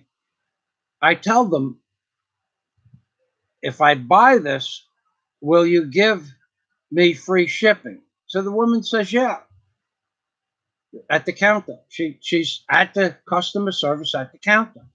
This is in Build-A-Ware. She says, I'll give you free shipping. I said, okay. And the paperwork, I paid for it, and the paperwork goes right behind the customer service counter in Build-A-Ware is where they do the paperwork and they process the order, because now the order has to be shipped because it was too heavy for me to put in a tricycle. And it comes back. It was more than 60,000 pesos, and there's a 750 peso delivery charge on that. I said, no, that's not the agreement. Sir, I made a mistake. I said, no, they give me back my money. I was there for a good solid hour and a half. They didn't do any paperwork. All they did was that effing woman at the counter lied to me about the cost of shipping, that she would give it to me after she got on the phone, after she talked to whoever she talked to, and I don't know who she talked to. She got on the phone. She said, yes, sir, we'll give you free shipping. And then she processed the paperwork on the table with my credit card information and my all the information and my passport and everything like that. And then she processed the credit card, and the credit card transaction went through. And when the paperwork came back out, it was a $750 charge for delivery, separate charge from the item, the cost of the item. I said, what's this? She goes, that's the delivery charge. I said, you said you're going to give it to me for free. No, sir. I made a mistake. Sorry, sir. Sorry, sir, my ass. Give me back my money, or I'm going to go get the police. And I always tell them I am going to go get the police. And after about an hour and 15 minutes, finally we got somebody of a managerial position that could reverse the charge on my credit card. And they said, you're going to not buy this item because of 750 pesos. I said, I'm going to not buy this item because that piece of garbage that you have at the counter pointed right at it in her face. That piece of garbage at the counter lied to me about the charge for the delivery. So if you want me to buy the item, take 750 pesos out of your pocket right now, and I'll keep the item. You don't have to give me back, refund my money on my credit card. And you know what? It went nowhere. He wasn't going to give me a damn penny. The store wasn't going to kick up the 750 pesos because it was an independent contractor that was going to deliver the item. Nobody was going to give me that 750 pesos, even though I was spending close to 63,500 pesos. Nobody was going to eat the 750 pesos because they don't give a flying crap about you here in the Philippines. They will say anything to make a sale. And that's my story, and I'm sticking to it. I'm Ping Permy from Michael Fazio and Daisy May in the Philippines, baby. That's right.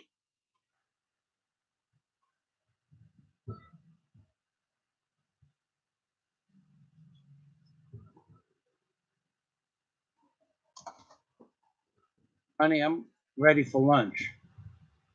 Okay. Oh, I gotta shut this thing off. Yeah, still okay. Okay, you ready? Yeah. Okay.